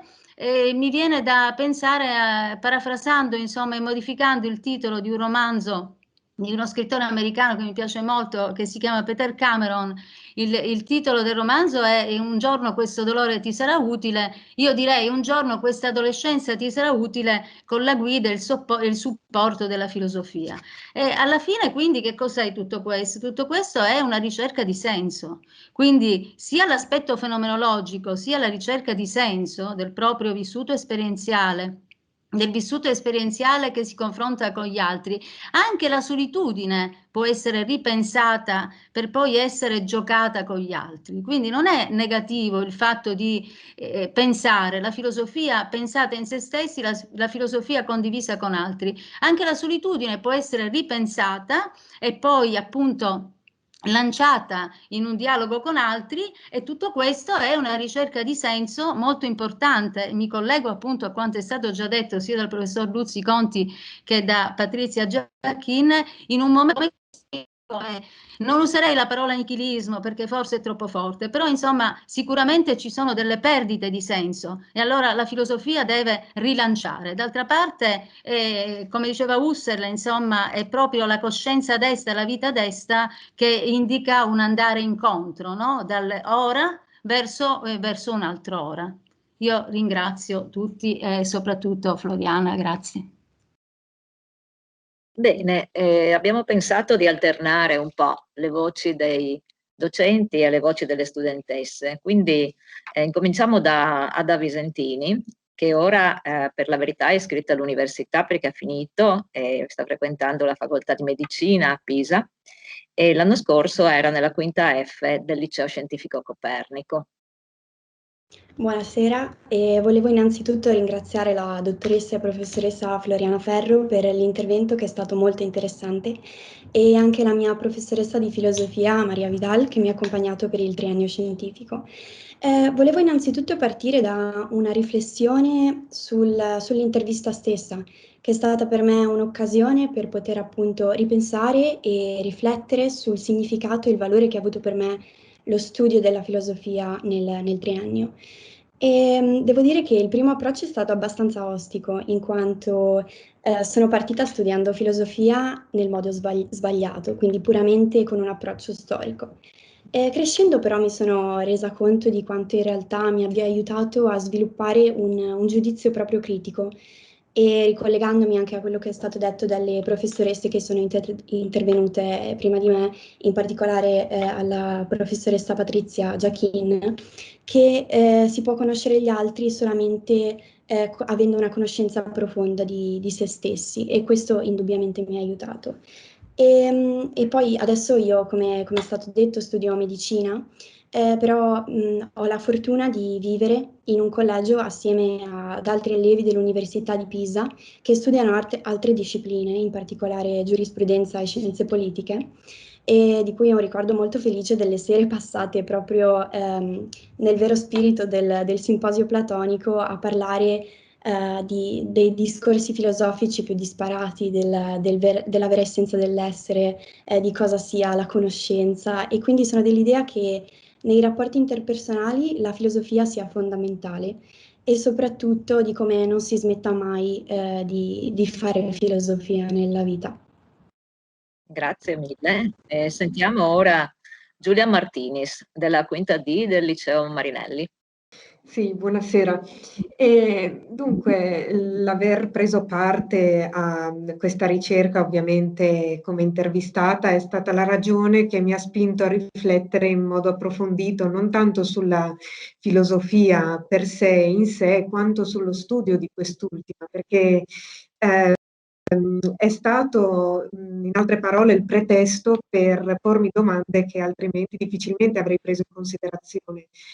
Il perché studiare filosofia, al quale alla fine mi sono trovata a dover dare una risposta a seguito delle domande che mi sono state fatte durante l'intervista, è stato un fulmine a ciel sereno, se così si può dire, perché non si trattava più in verità di guardare la filosofia come una disciplina scolastica, come di solito si fa durante il triennio del liceo scientifico, nel mio caso, ma come una materia in grado di fornire uno stimolo intellettuale allo studente, che per lo studente e per l'essere umano, secondo me, in generale, non viene offerto in nessun altro caso.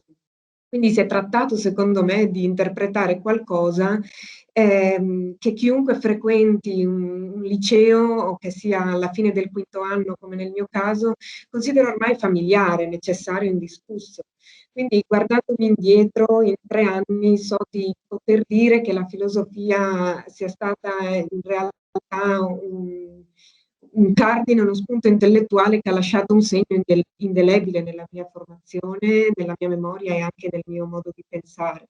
E poi, grazie allo studio della filosofia, ho potuto anche demolire, riformare, cambiare categorie di pensiero più e più volte. E la filosofia è un sapere completamente diverso, secondo me, da quello matematico o scientifico, eppure perfettamente in sintonia con questi ultimi. E quindi credo che per la sola possibilità che noi studenti abbiamo di approcciarci alla filosofia e al pensiero, possiamo senza dubbio dirci dei privilegiati, perché possiamo comprendere le nostre origini, possiamo discutere e comprendere tematiche che non vengono trattate appunto in nessun'altra situazione. E mi sono potuta convincere in questi 3 anni di studio che l'uomo non è solamente calcolo, scienza ed empirismo, ma è anche pensiero, come la professoressa Bonsignore, che è la mia professoressa di storia e filosofia, ci ha insegnato in questi anni. E quindi, secondo me, la filosofia offre la possibilità di pensare liberamente e scomporre i problemi che riguardano l'uomo, e quindi in questo momento storico, secondo me, è più che mai importante. Perciò questa materia spinge noi studenti, per quanto riguarda appunto l'esercizio del pensiero, a non smettere di porci domande. E quindi in soli 3 anni credo che la filosofia sia stata forse la materia che a livello umano sia riuscita a darmi più di ogni altra, perché appunto all'essere umano non è sufficiente la tecnica e la scienza, e questo secondo me si è visto bene nel periodo storico del positivismo, ma anche la filosofia è di fondamentale importanza, perché non è vero che si tratta alla fine di una scienza senza applicazioni pratiche concrete, anzi si trova in ogni ambito. E quindi l'intervista che un anno fa ho avuto il piacere di fare mi ha portato a riflettere su temi che ho appena esposto e sui quali in verità ogni studente che abbia compreso l'importanza della filosofia si è trovato, io penso, almeno una volta a riflettere. Grazie Giulia. Torno ora ai docenti coinvolti nel progetto, chiedendo di intervenire la professoressa Chiara Fragiacomo, docente di filosofia e storia al Liceo Classico Stellini. Allora ringrazio appunto Floriana Ferro, che ricordo con piacere quando appunto è arrivata a scuola 2 anni fa. Tra l'altro approfitto, scusate, prima di continuare, il dirigente del liceo classico Gervasutti ha lasciato la riunione e ringrazia e saluta tutti, ha dovuto andare per un impegno. Ecco, anch'io tornerei sul metodo dell'intervista, perché ecco, ricordo proprio questo momento dell'intervista a me, oltre ai miei ragazzi, che mi ha lasciato appunto sul momento anche un po' imbarazzata, perché dovevo in sostanza riflettere in maniera critica sul mio lavoro. E quindi ho vissuto in maniera appunto imbarazzante l'intervista, anche perché facendo ricerca storica tante volte le interviste le facevo io e so che è un momento un po' particolare. Per cui l'intervista mi ha costretto a, diremo così, a ripensare a proprio tutto il lavoro, ma anche alla stessa, diciamo così, organizzazione della disciplina a scuola, che a mio avviso ha molti limiti, ci sono ancora diremo, tanti cambiamenti da fare a mio avviso. Mi ha fatto pensare anche alla relazione di insegnante con i miei allievi, perché penso che appunto, diciamo così, è la relazione fra l'allievo e il docente che permette più o meno la trasmissione anche di contenuti e anche, diciamo così, a migliorare poi, no? Negli stessi ragazzi appunto le relazioni. Ecco, per cui è stata un'occasione molto importante, ripeto anche molto faticosa, perché poi appunto uno ci ripensa e si mette un po' in crisi. Però estremamente fruttuosa, perché poi anche mi ricordo di aver anche poi affrontato in classe con i ragazzi tutte queste questioni. E certamente diciamo come è organizzata poi la disciplina dal punto di vista scolastico, a mio avviso ci devono essere appunto dei cambiamenti. Innanzitutto c'è sempre questo panorama storico, questo avvicendarsi di autori che tante volte noi cerchiamo di spiegare, di svolgere in maniera anche tante volte anche frettolosa. E sicuramente vanno rivisti questi programmi, va data più centralità a mio avviso proprio ai ragazzi stessi, alle tematiche, alle problematiche.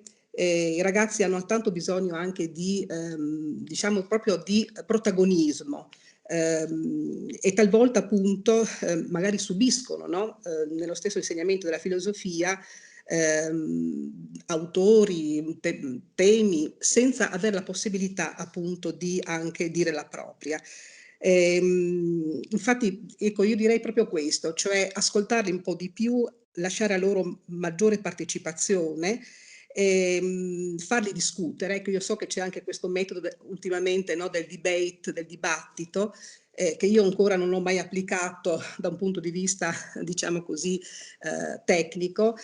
Cerco di stimolare discussioni, confronti e dialoghi magari su certi temi, però forse, ecco, forse questa sarebbe la strada, anche per migliorare, ripeto, le relazioni fra di loro e anche le relazioni fra insegnante e appunto ragazzo. Ecco, quindi non vorrei dilungarmi, dico che è stata un'esperienza molto positiva questa, un'occasione proprio, ripeto, per ripensare all'insegnamento della filosofia e alla filosofia stessa. Grazie Chiara, e per finire il giro dei docenti ascoltiamo il professor Paolo Vianello, docente sempre di filosofia e storia al Liceo Copernico. Sì, buonasera a tutti. Anch'io mi sento di ringraziare per questo bellissimo progetto tutti coloro che sono stati coinvolti, più chi meno. Devo dire che ho avuto modo di conoscere la collega Floriana, e tra l'altro è stata anche insegnante all'ultimo anno di mia figlia, quindi ho potuto vedere effettivamente che l'idea fenomenologica lei l'ha messa concretamente in atto, perché ha coinvolto, no? Ha coinvolto, soprattutto nell'ultimo anno che è così delicato e così importante, veramente nelle problematiche che la filosofia dovrebbe portare davanti ai ragazzi, insomma. Quindi è coerente il suo impegno, è un impegno che veramente si nota come vissuto.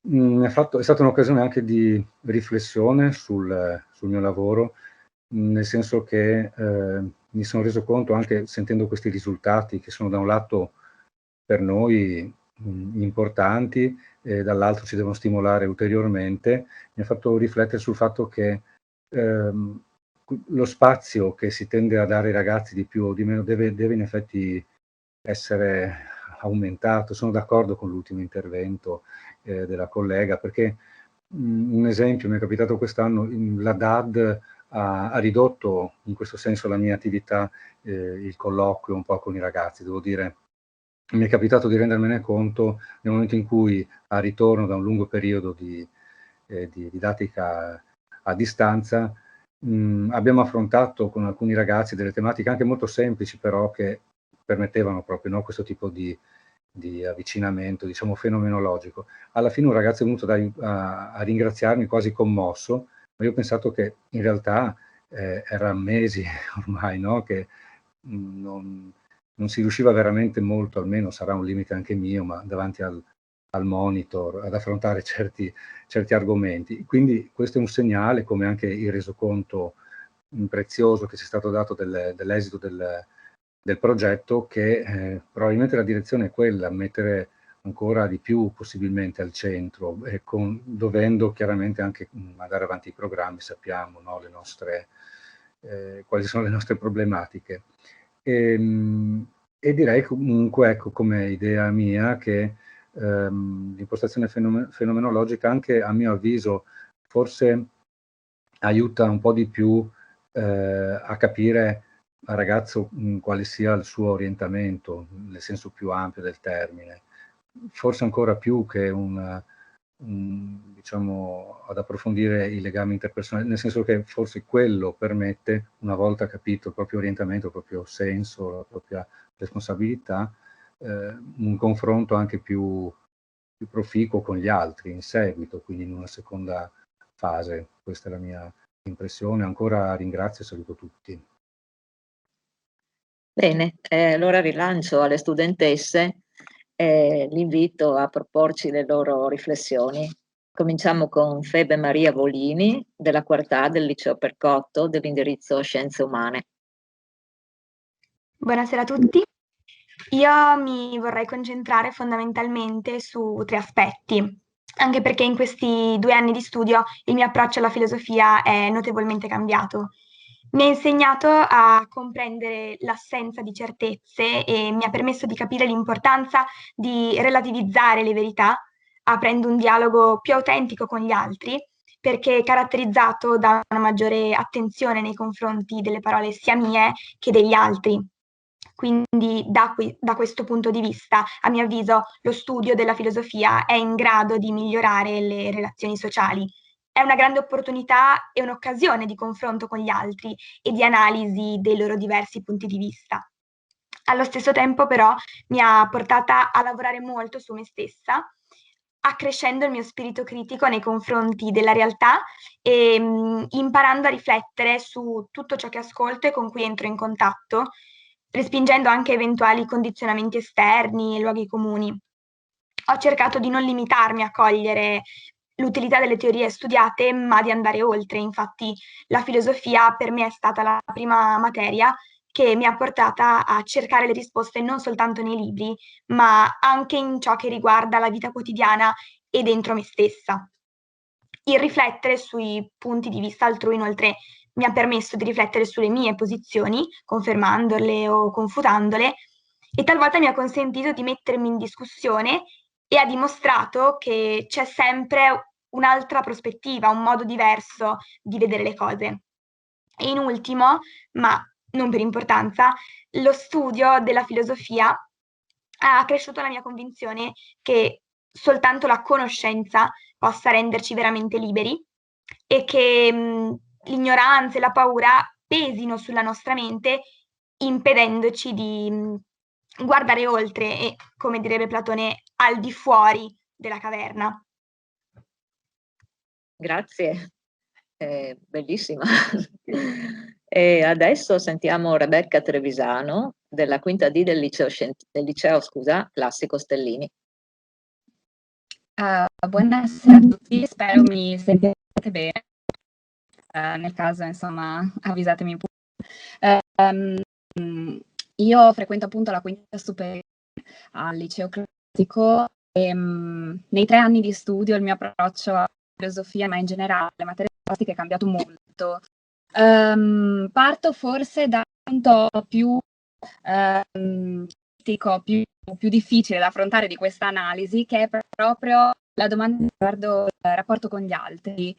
È stata fatta questa domanda, io non ho potuto rispondere, però adesso forse più di consapevolezza, è passato molto tempo, ho trovato una mia risposta. Alla fine il rapporto con gli altri, almeno nel mio caso, è molto basato sulla comunicazione. Questo insomma è anche venuto fuori negli interventi che mi hanno preceduta. E questa questione però dipende dalla nostra percezione del mondo e la filosofia va a indagare proprio su questa percezione e modificarla talvolta. Questa percezione del mondo nel mio caso è stata molto influenzata dalla filosofia. In realtà non so fino a che punto, non saprei come dire, specificare una percentuale.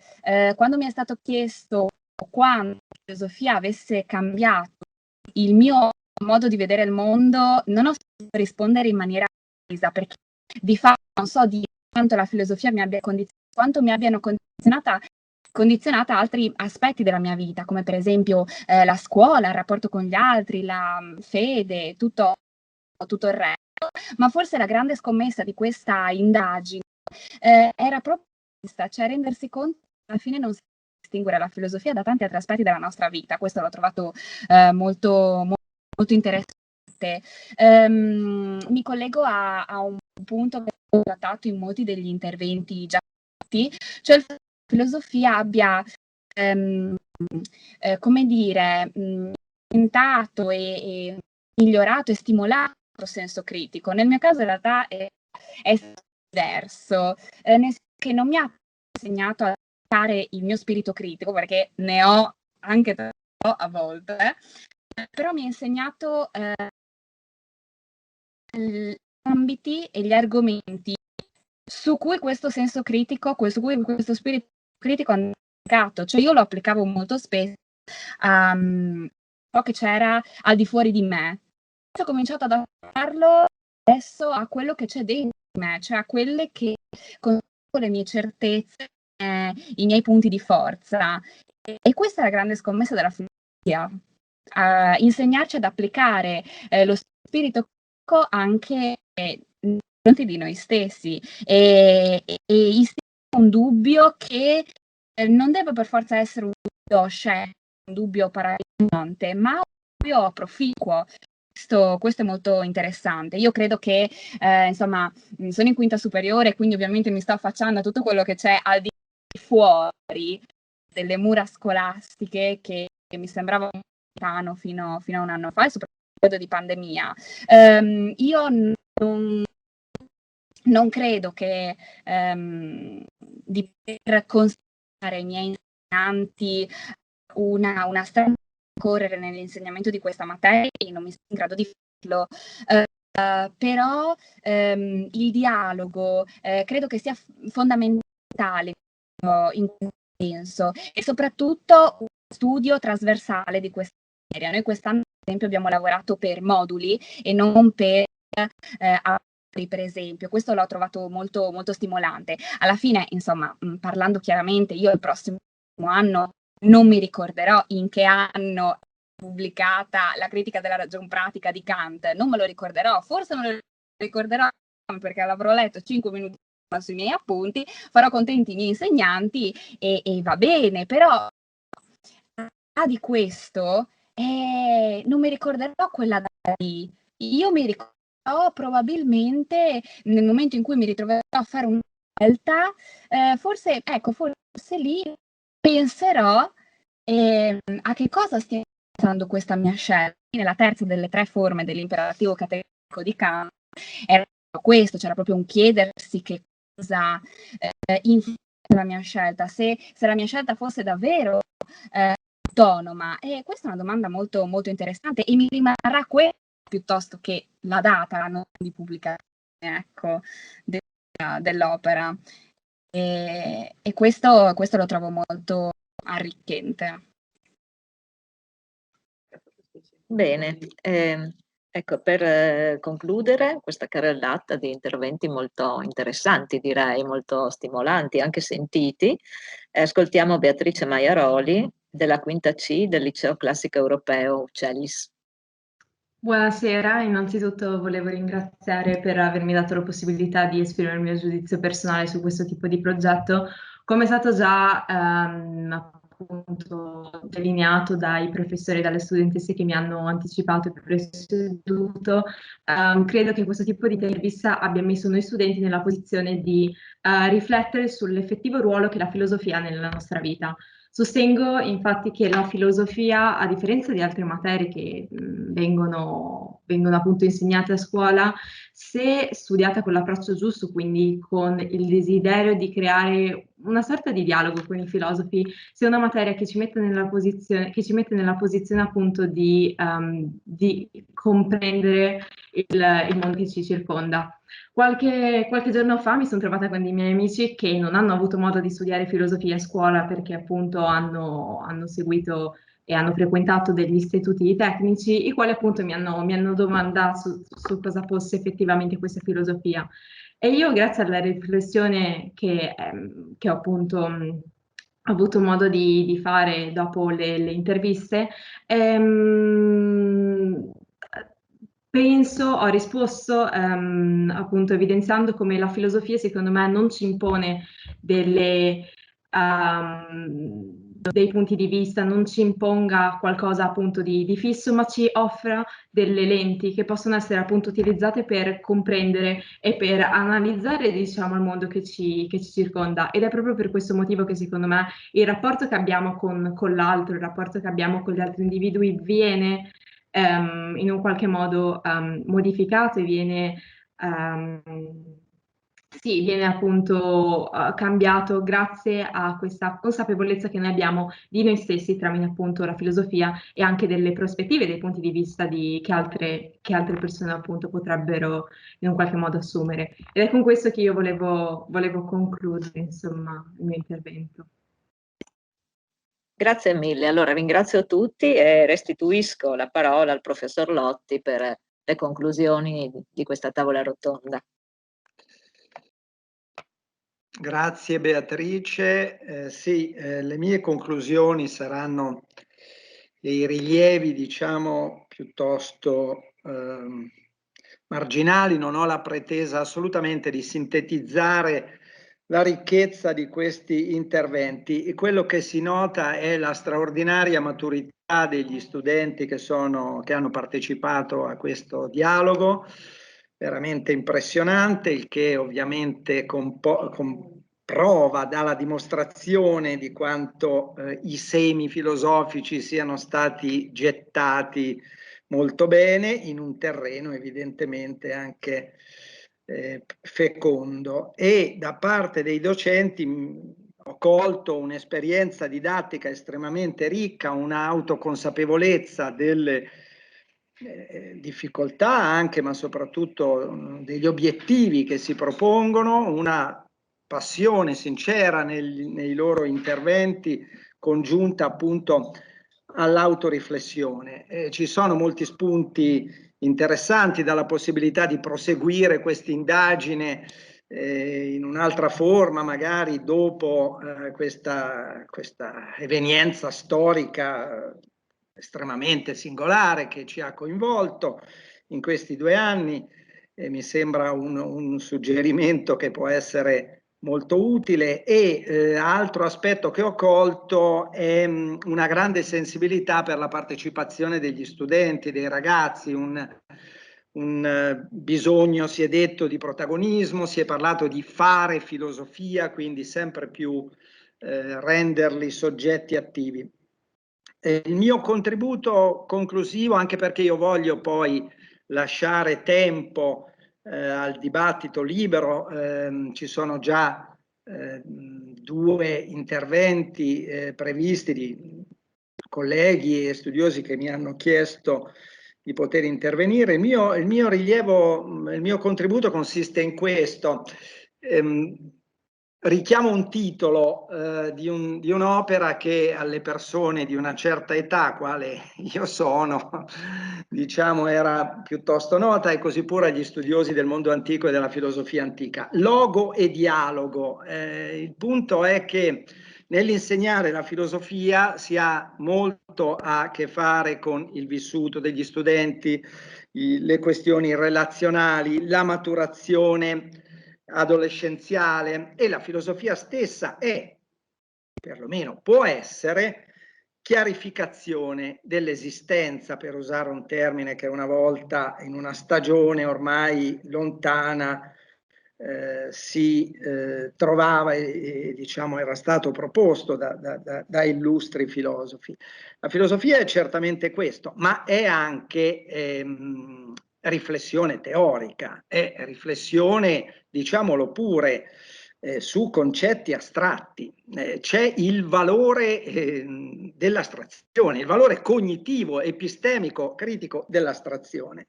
Io porto la testimonianza di una studentessa del 2° anno qui a Udine, che proviene tra l'altro da una scuola che non ha partecipato alla nostra inchiesta. E dialogando con questa studentessa mi ha detto: no, ma io sono molto attratta da un insegnamento che metta alla prova le mie capacità di riflessione teorica, di riflessione sulle nozioni astratte e sui concetti astratti. Ecco perché, diciamo, al dialogo non può mancare il logos, il termine, l'etimologia lo dice. Non dico altro, non voglio infatti assolutamente sottrarre tempo al dibattito, che penso possa essere ancora ampio, e sono comunque anch'io molto ben impressionato dai risultati, sono molto soddisfatto, direi che si nota una vivacità e un interesse veramente notevole. Io vorrei adesso lasciare la parola, perché mi aveva chiesto l'opportunità di intervenire, lasciare la parola al collega professor Andrea Tabarroni, che vedo presente, che penso possa adesso darci anche alcune informazioni che possono essere utili rispetto a questo contesto, diciamo, di insegnamento e di apprendimento della filosofia. Prego Andrea. Grazie, innanzitutto grazie a Brunello per l'invito e mi chiedo anche scusa, devo dire, per non aver potuto partecipare fin dall'inizio, quindi ho mancato probabilmente la parte più importante, quella in cui veniva esposta, diciamo così, nucleo dell'esperienza. Purtroppo avevo la mia lezione e non potevo quindi mancare. Devo dire che comunque per la parte che ho seguito, quest'ultima parte con gli interventi dei docenti e degli studenti, ho tratto un'impressione molto veramente favorevole, che peraltro è già stata perfettamente compendiata e registrata dalle parole dell'amico e collega Brunello Lotti. Quindi unisco volentieri anche le mie congratulazioni a questa iniziativa, al lavoro che è stato fatto. Immagino e comunque auspico che porti anche ad una pubblicazione per dar modo di poter, diciamo, far fruttificare ulteriormente questo lavoro attraverso la riflessione anche successiva e soprattutto credo che sia un seme, per usare la metafora che appunto ha suggerito Brunello, un seme importante anche di un dialogo e di una condivisione e di un'esperienza, se vogliamo mantenerci in ambito fenomenologico, di un'esperienza vissuta insieme che dovrebbe proseguire, che potrebbe proseguire utilmente in uno scambio tra scuola e università. È naturalmente una frontiera e un percorso che già abbiamo sperimentato in vari modi, in varie versioni, molto spesso in passato, però credo che non vada assolutamente trascurato e debba sempre comunque essere ricercato, e questa occasione ne dà una ulteriore e decisiva testimonianza.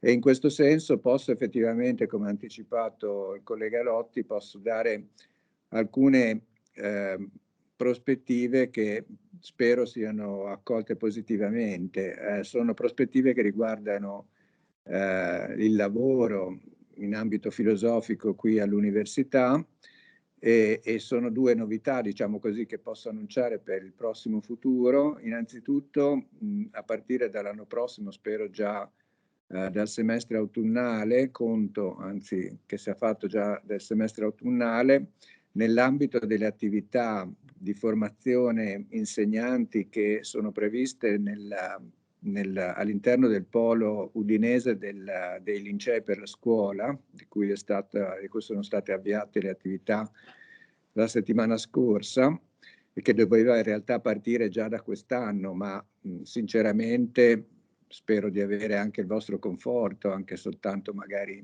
implicito e interno.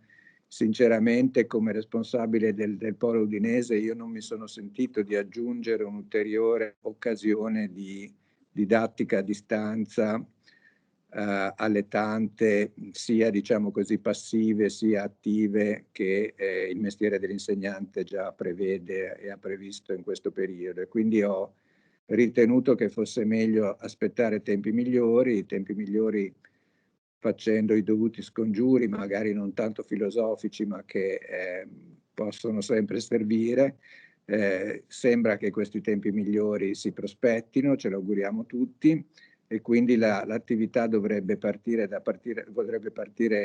prossimo anno scolastico, ma rispetto al programma previsto per quest'anno, che comprendeva corsi nelle 3 discipline, diciamo così, principali che l'Accademia dei Lincei ha considerato nella sua iniziativa nazionale, cioè italiano, scienze e matematica.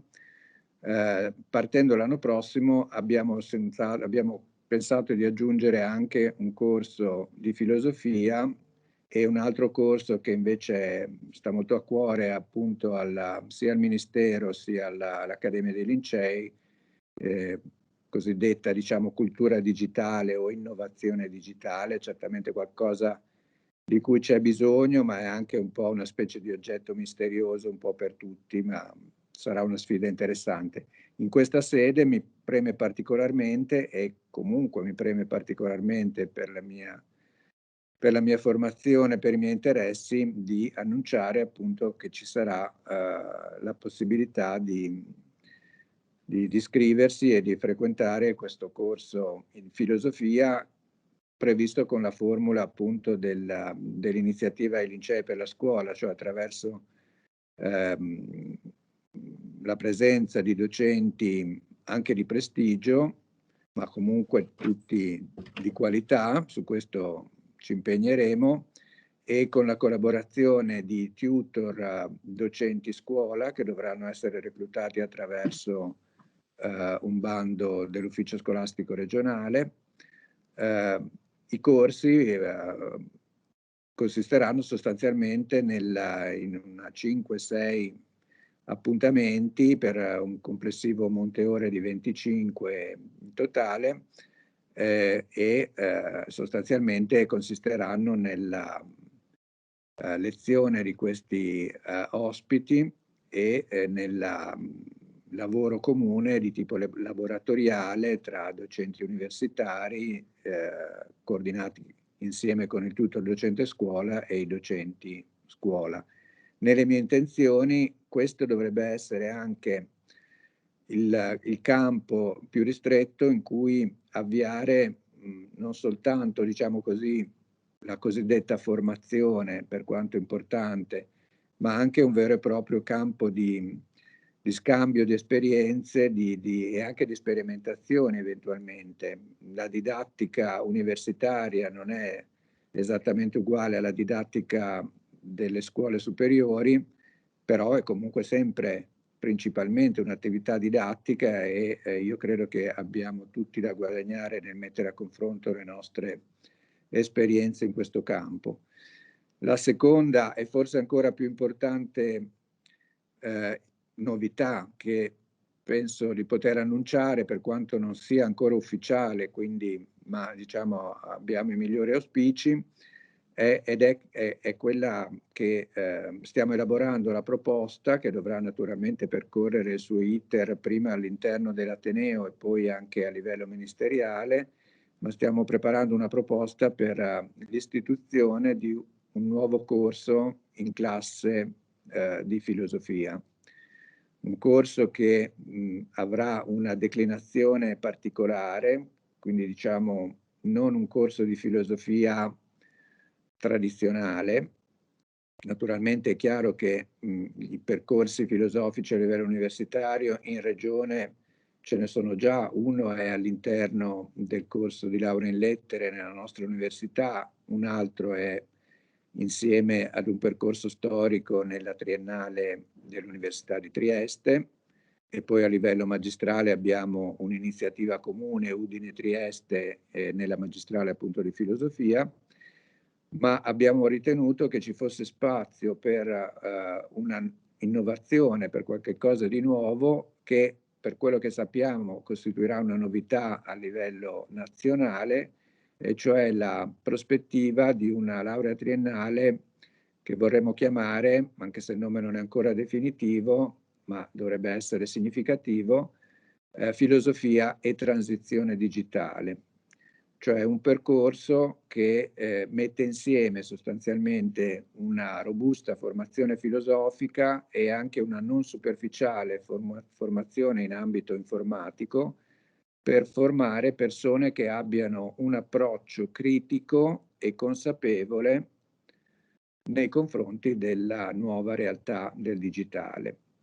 Naturalmente si tratta in parte di una scommessa, anzi si tratta di una scommessa, ma credo di una scommessa sana, ed è la scommessa appunto di offrire un percorso nuovo, di inventarsi in qualche modo una prospettiva anche da un punto di vista professionale di qualche cosa che non c'è, e nello stesso tempo siamo convinti che questo sia esattamente il compito della filosofia, cioè quello di antivedere in qualche modo degli sviluppi, è vero che è più spesso e più tradizionalmente paragonata alla notola di Minerva, ma in qualche modo anche le nottole possono vedere al di là dell'oscurità e intravedere i segni del futuro. In questo senso chiediamo veramente anche collaborazione e indicazioni e suggerimenti da parte di tutti coloro che lavorano nell'ambito filosofico nel territorio, e siamo disponibili anche, anzi veramente desiderosi anche di confrontarci direttamente sia con voi docenti delle scuole della Regione, sia anche direttamente con gli studenti che sono i nostri naturali destinatari. Vi ringrazio di nuovo e formulo di nuovo le mie più vive congratulazioni per l'iniziativa e alla professoressa Floriana Florio che ha lavorato così bene a quanto pare, ma veramente sono ansioso anche di leggere i risultati in una pubblicazione. Grazie Andrea per aver voluto partecipare, per aver voluto dare questi annunci in questa sede, appunto averci comunicato queste prospettive future. C'è una prenotazione per un intervento da parte del dottor Marco Piasentier e quindi lo invito a prendere la parola. Ho visto che si era prenotato e spero possa subito intervenire. Sì, buonasera. Prima di tutto vorrei ringraziare il professor Lotti per la gentile presentazione e complimentarmi con la dottoressa Floriana Ferro per la ricerca, di cui ho particolarmente apprezzato il taglio interdisciplinare. Infatti non credo sinceramente ci sia una purezza della filosofia che debba essere difesa, ma la filosofia si è sempre contaminata con altri saperi e quindi questo tentativo di mettere assieme ricerca fenomenologica e ricerca sperimentale l'ho trovato particolarmente interessante.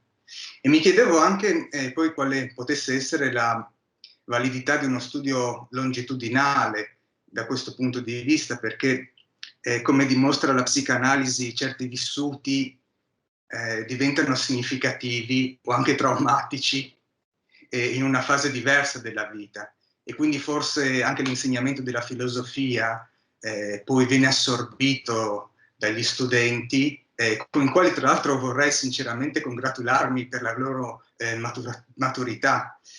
E quindi ecco, dicevo che alcune riflessioni, alcune letture che magari si fanno durante le scuole superiori poi possono diventare significative in un'altra fase della vita.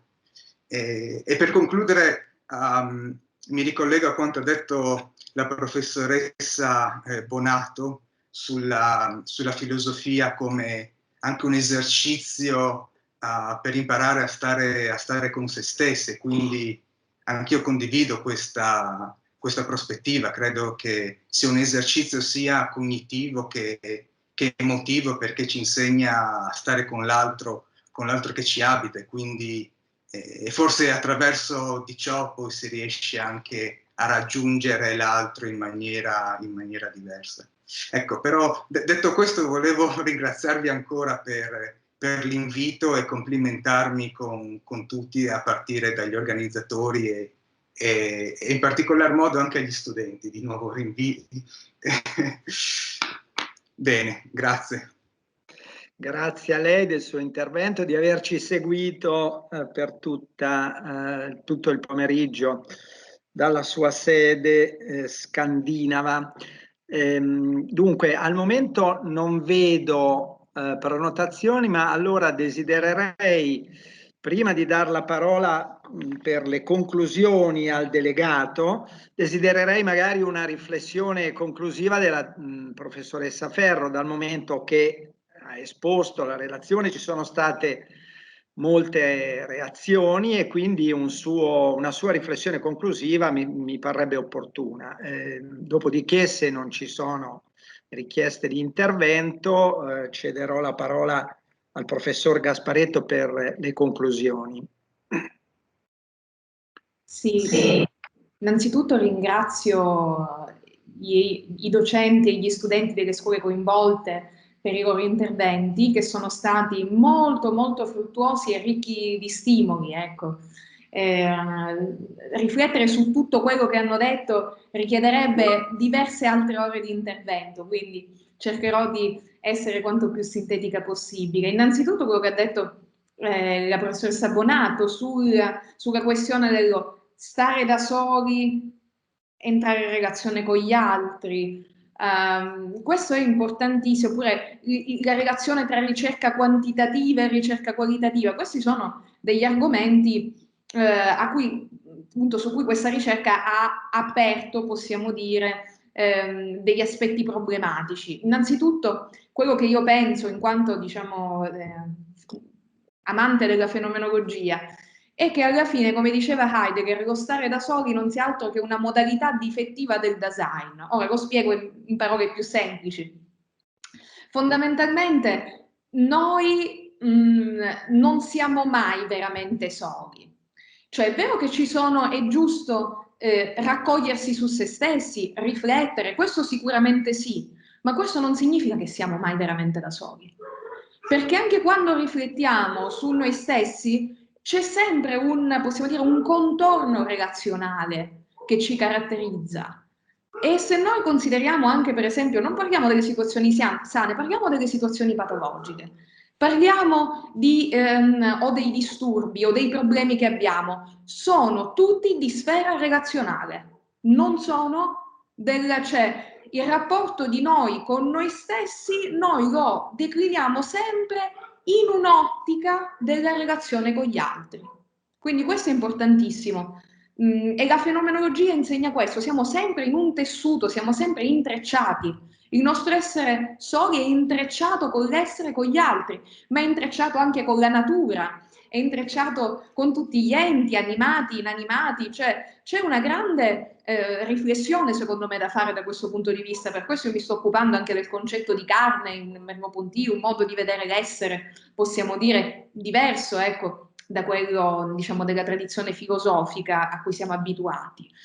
Riguardo alla questione e quindi è vero che la riflessione su se stessi va di pari passo, secondo me, con quella sulle relazioni. Ecco, per me non esiste una riflessione focalizzata puramente sul sé, come non esiste una focalizzata puramente sugli altri. Quindi c'è anche l'altro, diciamo, il rovescio della medaglia. Per quanto riguarda la questione dei metodi della ricerca, io ho proprio preso in prestito i metodi delle scienze umane attraverso il ricorso all'intervista e tra l'altro ho letto diversi libri di sociologia, di pedagogia, di psicologia per capire come svolgere queste interviste, perché di solito noi filosofi non le facciamo e secondo me è invece qualcosa su cui dovremmo pensare, ecco. Siamo abituati al dialogo filosofico, ma non intervistiamo, non chiediamo, non chiediamo di raccontare all'altro la sua esperienza. Ecco, questo invece ci dovremmo riflettere particolarmente su questo e ho preso anche qualche spunto dalle scienze matematiche, in particolare appunto dalla statistica. Ovviamente si tratta di calcoli semplicissimi, io sono una grande amante anche della matematica, però per me è una passione, diciamo, ulteriore che non ha un po' meno a che vedere con diciamo, con la ricerca filosofica, però alla fine ecco, matematica e filosofia sono strettamente collegati, cioè se noi diamo un'occhiata alla storia della matematica notiamo che i più grandi matematici erano anche filosofi. Quindi, e viceversa, insomma, i filosofi tendono a riflettere sulla questione della matematica. Poi è chiaro che ci sono quelli completamente refrattari alla scienza, come se fosse un mostro orribile, invece secondo me è qualcosa con cui ci dobbiamo confrontare, anche se ha dei metodi e degli approcci diversi dai nostri. Ma ci può essere comunque un dialogo, ecco, molto proficuo secondo me, tra il metodo delle scienze e i metodi filosofici. In particolare, appunto, occupandomi di fenomenologia, mi trovo spesso a interagire con i risultati e i metodi delle neuroscienze, che a partire da un grande libro molto importante che è La mente fenomenologica di Gallagher e Zahavi, ecco, secondo me, questo stimola, ecco, una riflessione, anzi posso dire questo, che quello che è stato scoperto dai neuroscienziati, i neuroni specchio, tutto quel discorso là, Husserl l'aveva detto tanti decenni prima, parlando del processo della PAD, quindi dell'associazione appaiante. Quindi alla fine, magari la filosofia e le scienze arrivano anche alle stesse conclusioni per vie diverse, no? Ecco, ma sicuramente possono dialogare moltissimo tra loro, quindi io sono una sostenitrice del dialogo fruttuoso tra scienza e filosofia, malgrado la diversità dei metodi, questo è fondamentale dirlo. Questo è il motivo per cui io mi sono anche appoggiata alla ricerca quantitativa, ma l'analisi dei testi delle interviste è assolutamente qualitativo. Purtroppo nell'ambito diciamo, di tempistiche ristrette questo è meno evidente, si nota di più, ecco, magari quando sarà possibile far uscire la pubblicazione, si noterà invece anche il grosso spazio dato all'analisi dei testi delle interviste. Ecco. Mi è piaciuto, ecco, soprattutto anche i riferimenti che hanno fatto diversi colleghi, quindi non solo uno, riguardo intanto alla necessità di ripensare la didattica, ripensarla, ecco, sì, che non significa snaturarla o farla diventare, diciamo, ecco, una brutta semplificazione, perché a volte la semplificazione può diventare banalizzazione, ma semplicemente un avvicinare la filosofia all'esperienza. Sì, la filosofia, come dice il professore Lotti, significa riflessione anche sui concetti astratti, anzi a noi filosofi piace, noi ci pasciamo, potremmo dire, diciamo, del lavoro sul concetto, proprio noi traiamo piacere da questo lavoro. Però d'altro canto questo ha comunque un risvolto sulla vita quotidiana. Ecco, ha un risvolto sulla vita quotidiana. E questo risvolto, che per noi magari filosofi è qualcosa di, diciamo, di dato per scontato, perché noi lo pratichiamo continuamente, non lo è per gli studenti. E invece questo va evidenziato e sta a noi far sì che per loro questo sia evidente. E ho visto anche, ecco, quindi la necessità di ripensare gli aspetti della didattica a partire dall'esperienza degli studenti, ma anche attraverso una metodologia diversa, quindi il metodo storico non è che secondo me vada buttato a mare, ecco, però va integrato anche con un approccio tematico, perché se no si rischia appunto di far apparire la filosofia antica come qualcosa di passato, che non c'è più, come una riflessione che dipendeva da certi contesti, invece no, la filosofia antica, certe riflessioni secondo me sono ancora attualissime. E quindi secondo me è necessario, ecco, integrare, ripensare questo discorso qui. E mi è piaciuto molto quello che hanno detto i ragazzi, cioè l'influsso che sia va bene l'esperienza dell'intervista, ecco. Spero che ecco, abbia dato delle sensazioni, laureato sì di disagio, di ripensamento, però a lungo andare spero anche positive. Dall'altro, e infatti ecco, questo vorrei dirlo prima di concludere, era importante anche il fuori intervista, non solo quello che è stato detto durante, ma anche il fatto di mettere gli interlocutori a loro agio, il fatto anche di fare qualche chiacchiera un po' più distensiva. Ecco, questo è importantissimo. Quindi la relazione, l'impatto relazionale c'è anche nell'atto dell'intervista, cioè è tutta un'esperienza, ecco, che è stata organizzata in un certo modo. E devo dire che a parte questo anche il fatto che i ragazzi poi abbiano riflettuto, ecco, sull'insegnamento della filosofia, pensando appunto non è una materia come le altre, sì, non è una materia come le altre, nel bene, nel male, ecco, non in tutti ha avuto un effetto di migliorare le relazioni, qualcuno le ha peggiorate, mi hanno detto questo, perché magari influenzati da Sartre, ecco, dalla concezione conflittuale della relazione con l'altro, qualcuno ha detto mi ha reso anzi più diffidente nella relazione. Però sicuramente, ecco, rende più consapevoli e rende più, come si suol dire, ecco, più capaci di prendere le parti dell'altro, non nel senso che si pretende di immedesimarci, ma capire che l'altro è come me, non è necessariamente un nemico, ecco, ma è altro, con tutto quello che questo può significare. Io ringrazio tantissimo appunto anche insomma, i docenti dell'università che hanno apprezzato il mio lavoro e che sono intervenuti. Ringrazio anche il ricercatore appunto che si trova all'estero, Marco, non mi ricordo il cognome, mi scuso per la mia defiance, grazie per essere, insomma, per aver partecipato e niente, insomma, sono molto, molto felice che questo lavoro sia stato divulgato. Grazie a te Floriana di questo intervento. Vedo che c'è una prenotazione per un altro intervento da parte della professoressa Angela Schinella, alla quale cedo dunque la parola subito. Una considerazione velocissima. Mi sono appuntata 3 parole ascoltando un po' la presentazione di Floriana e sulla ricerca in sé vorrei intervenire. Allora, la prima è proprio apertura, nel senso che sì, ascoltando le parole dei ragazzi e i risultati di questa ricerca, l'apertura nei confronti di se stessi e l'apertura nei confronti degli altri, quindi la filosofia come possibilità di autoriflessione e di appunto riflessione con gli altri e sugli altri o su determinati aspetti. Questo mi ha colpito in maniera molto positiva. La seconda parola è rigore.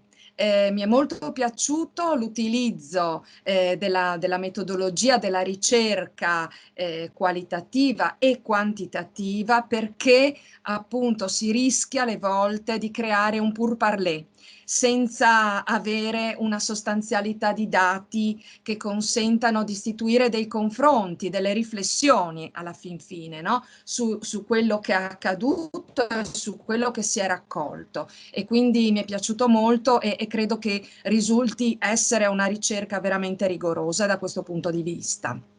Terza cosa, il pensiero pensante, che ha avuto la possibilità e che ha dato la possibilità di autoriflettere su se stesso e di pensare se stesso. Ecco, credo che questo sia veramente il vero senso e significato di questa ricerca, perché dalle parole degli studenti e dei docenti ho colto questa dimensione, no? La capacità e la possibilità di non dare per scontato, ma di autoriflettere su quello che magari si vive in modo quotidiano, semplice, spontaneo, facendo filosofia. E quindi ringrazio tutti coloro che hanno partecipato a questa ricerca, in particolar modo ovviamente la ricercatrice che si è spesa così tanto e così bene. Ecco, tutto qui. Grazie. Grazie anche alla professoressa Schinella. Io direi a questo punto che si possa procedere alle conclusioni. Prima di dare la parola al delegato alla ricerca del nostro Ateneo, voglio ricordare che le slides della presentazione in PowerPoint della dottoressa Ferro saranno disponibili sul sito della divulgazione scientifica dell'università e il video di questo webinar sarà disponibile su Play Uniud. A questo punto direi, se non ci sono altri interventi e visto anche l'orario, no, di avviarci a concludere, quindi darei la parola per le conclusioni al professor Gasparetto, che ha seguito pazientemente tutto il nostro dibattito e il nostro confronto pomeridiano. Prego, professore. Grazie al professor Lotti, sì, è stato veramente interessante, sono riuscito a seguire quasi tutto tranne qualche telefonata che ho avuto nel frattempo con il rettore e con altri, però ho cercato di isolarmi, tra virgolette, una parola che è ricorsa oggi, in modo tale da seguire, anche perché veramente è stato interessante. Quindi innanzitutto volevo complimentarmi con la dottoressa Ferro per la ottima ricerca svolta con rigore scientifico, proprio non so se sia mutuato o no dalle scienze dure, non so se queste siano più rigorose e voi invece umanisti, filosofi siate meno rigorosi. Io credo che alla fine le metodologie scientifiche possano essere ricondotte a un unico comune denominatore, quindi non la metterei sotto questo punto di vista. Quindi veramente complimenti, perché è stata davvero interessante.